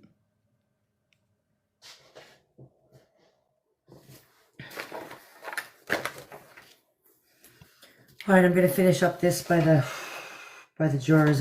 We're at the end, guys. We're almost done with this. I'm just gonna finish this up and then we can discuss the whole thing. Jurors 13, 20, and 39 is what we're discussing now. That's the title. Juror 13 indicated to the state that he/she believed that he/she could set aside the things he/she heard. Juror number 13 explained that the media blows things out of proportion and sometimes lies, doesn't give the truth or gives their perspective of what the truth is, and that hearing the evidence in the courtroom would be more realistic than hearing the evidence from the news, media, or the papers. Juror 13 went on to say that based on the evidence that I've heard and over the media and other sources, it was a fairly it was fairly reasonable to me that it could have been happened the way I had heard of that. I'm sorry. We're quoting this. Based on the evidence that I've heard and over the media and other sources, it was fairly reasonable to me that it could have happened the way that I heard that it happened. Unquote. Trial counsel failed to parse out with juror number 13 that whatever he or she heard in the media was not in fact quote unquote evidence. Juror number 13 answered affirmatively when asked by trial counsel. Our judge had mentioned that you're going to hear lots of evidence in this case that hasn't been in the media. Has that piqued your curiosity a little bit more? During individual voir dire, juror number 20,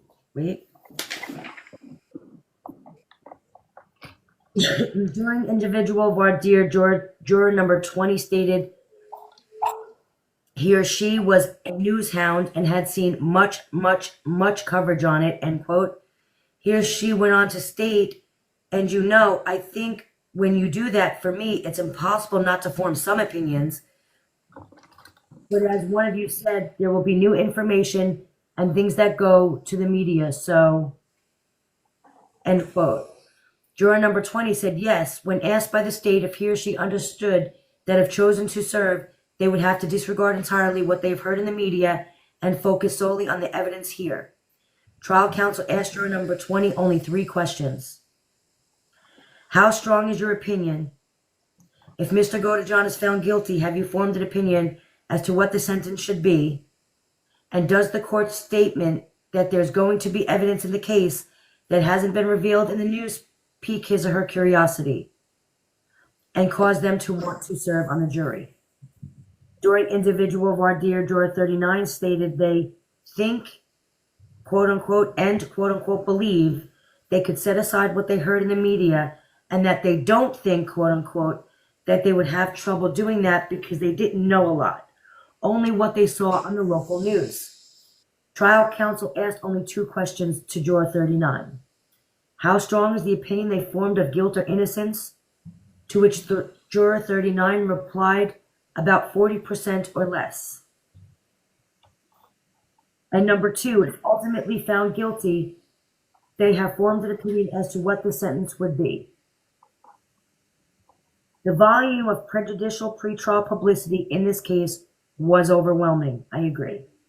Trial counsel's limited inquiry of jurors number 13, 20, and 39, who had all expressed they formed an opinion as to guilt or innocence, failed to reveal what pretrial publicity they were exposed to or on what basis they formed their opinion of guilt or innocence. And in doing so, counsel failed in their duty to ensure that the veneer panel consisted of quality jurors free from bias against Mr. GODEJOHN. Jurors number 1, 6, 7, 12, 21, 24, 26, 36, and 37. Despite the extreme pre-trial publicity in the case, and despite the fact that 67 out of 80, or approximately 84% of all possible veneer persons, had heard about the case, trial counsel failed to inquire of these jurors about the nature and extent of pretrial publicity exposure. All 12 jurors who served at Mr. GODEJOHN'S trial heard about the case. All of them. The remaining 9 jurors who served but did not raise their hands to indicate that they had formed an opinion regarding guilt or innocence, that's jurors 1, 6, 7, 12, 21, 24, 26, 36, and 37, were never questioned about their exposure and potential biases as a result of that exposure. Even a careful voir dire cannot ensure an impartial jury when the community is so thoroughly soaked with hostility and prejudicial publicity. First, potential jurors in such circumstances can become infused with biases they cannot recognize or will not disclose. A juror may have an interest in concealing his own bias or may be unaware of it. And the psychological impact of requiring each potential juror to declare his fairness before his fellows can engender bias, provoke false assurances, or result in sincere expressions of impartiality that are fleeting at best. The volume of prejudicial pretrial publicity in this case was overwhelming, and yet trial counsel failed to explore what prejudicial pretrial publicity jurors 1, 6, 7, 12, 21, 24, 26, 36, 37 were exposed to, and how that exposure may have disqualified them as jurors.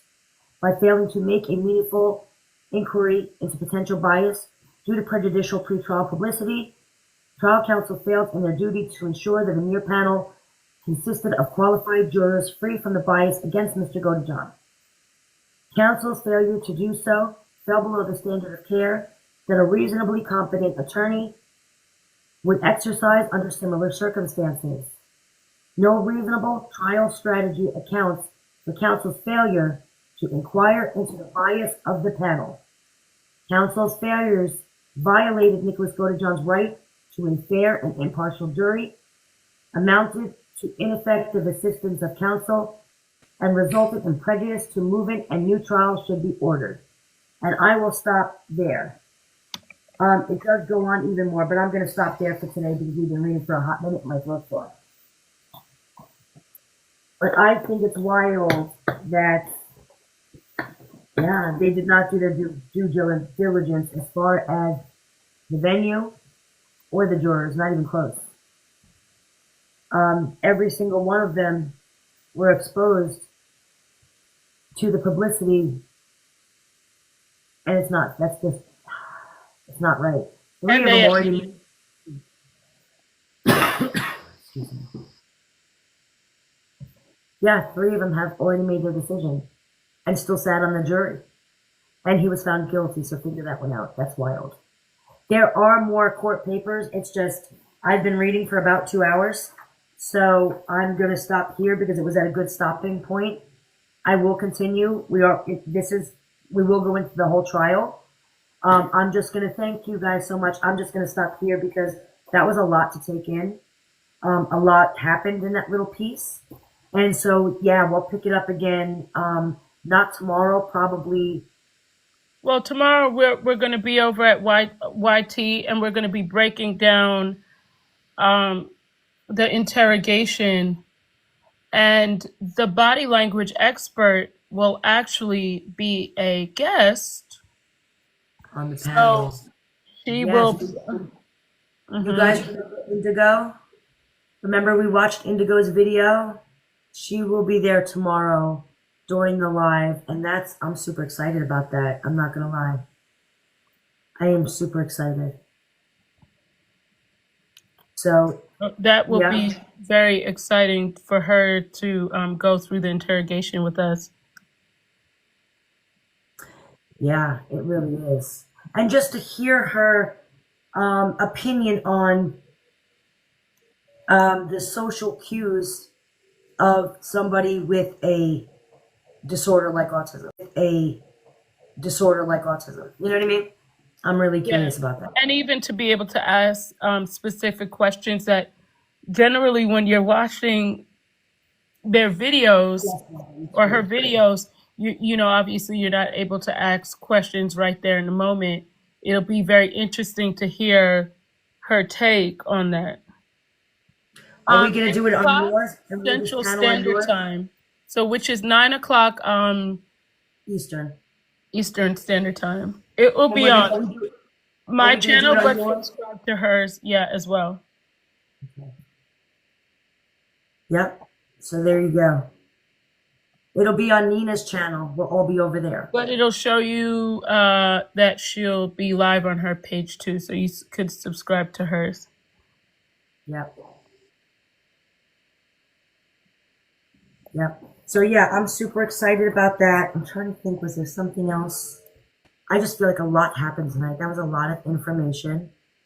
And it really made me, the emotion I think I felt this time, more than anything else in this entire thing that I've read so far, out loud to you all. And there was a lot of emotional things that happened thus far in this reading. I think that this disturbed me the most tonight. Just because it didn't even have to do with the focus of Gypsy and Nick.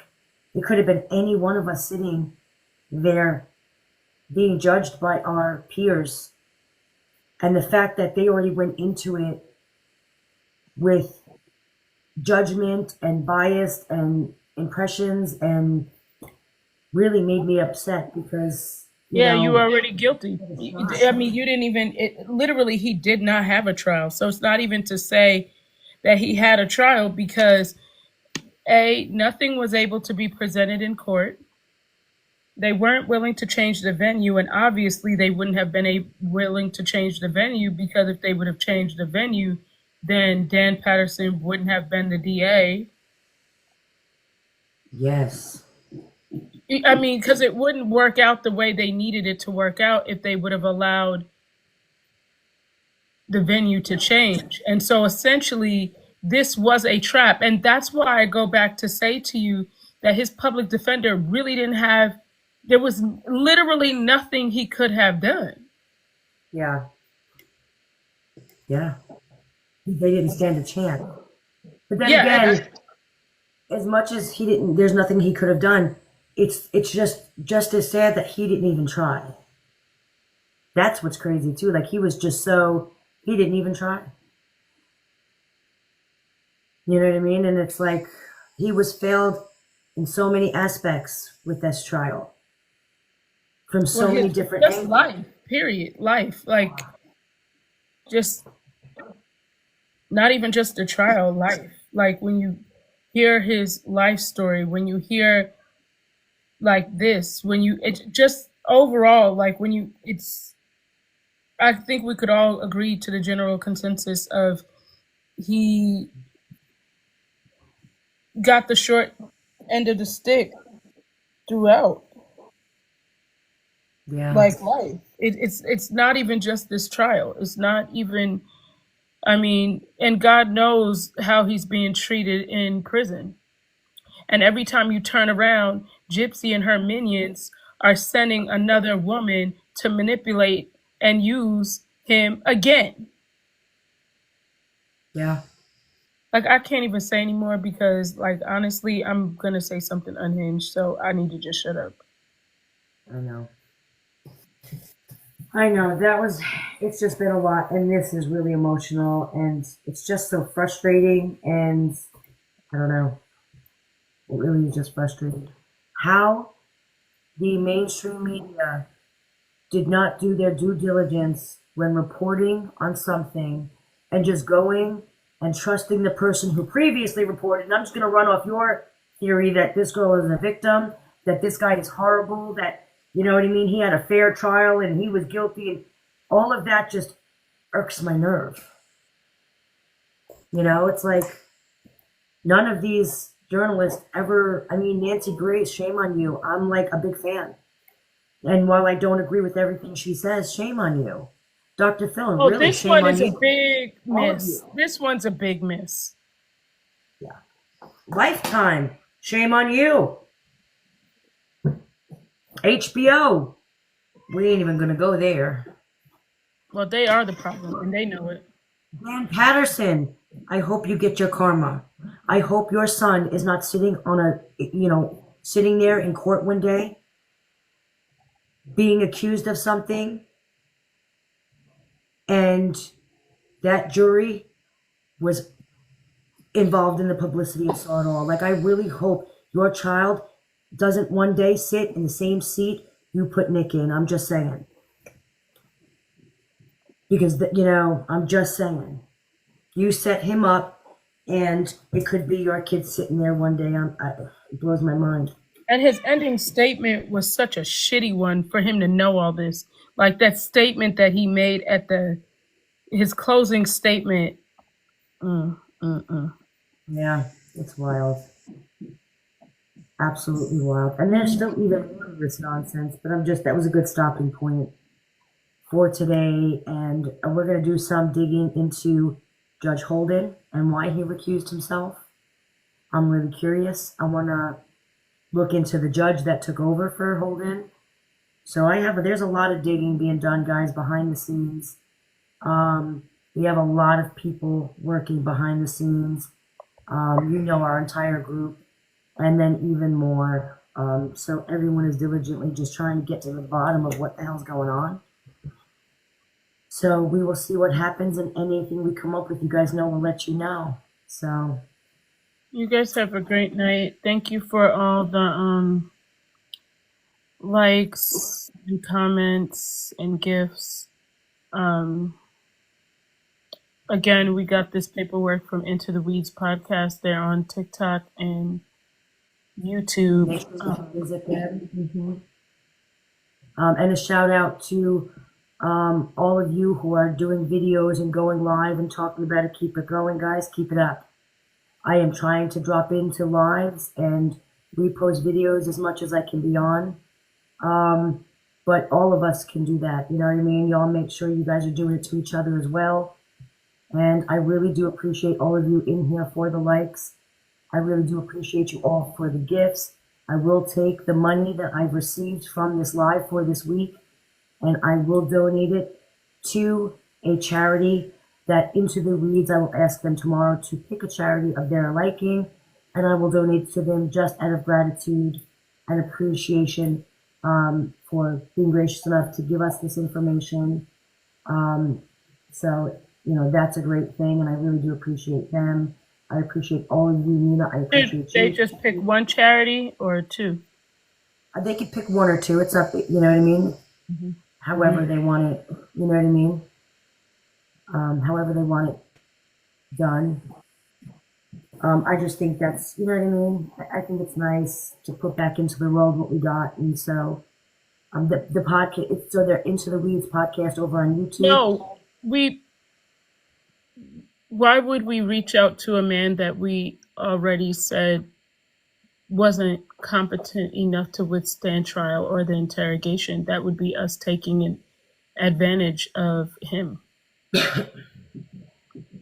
So anyone that would reach out to him, to me, that is unethical, knowing that you know that he wasn't even comprehensive, that even his very own rights were being, like, I still don't think he knows that. Thank you, Krista.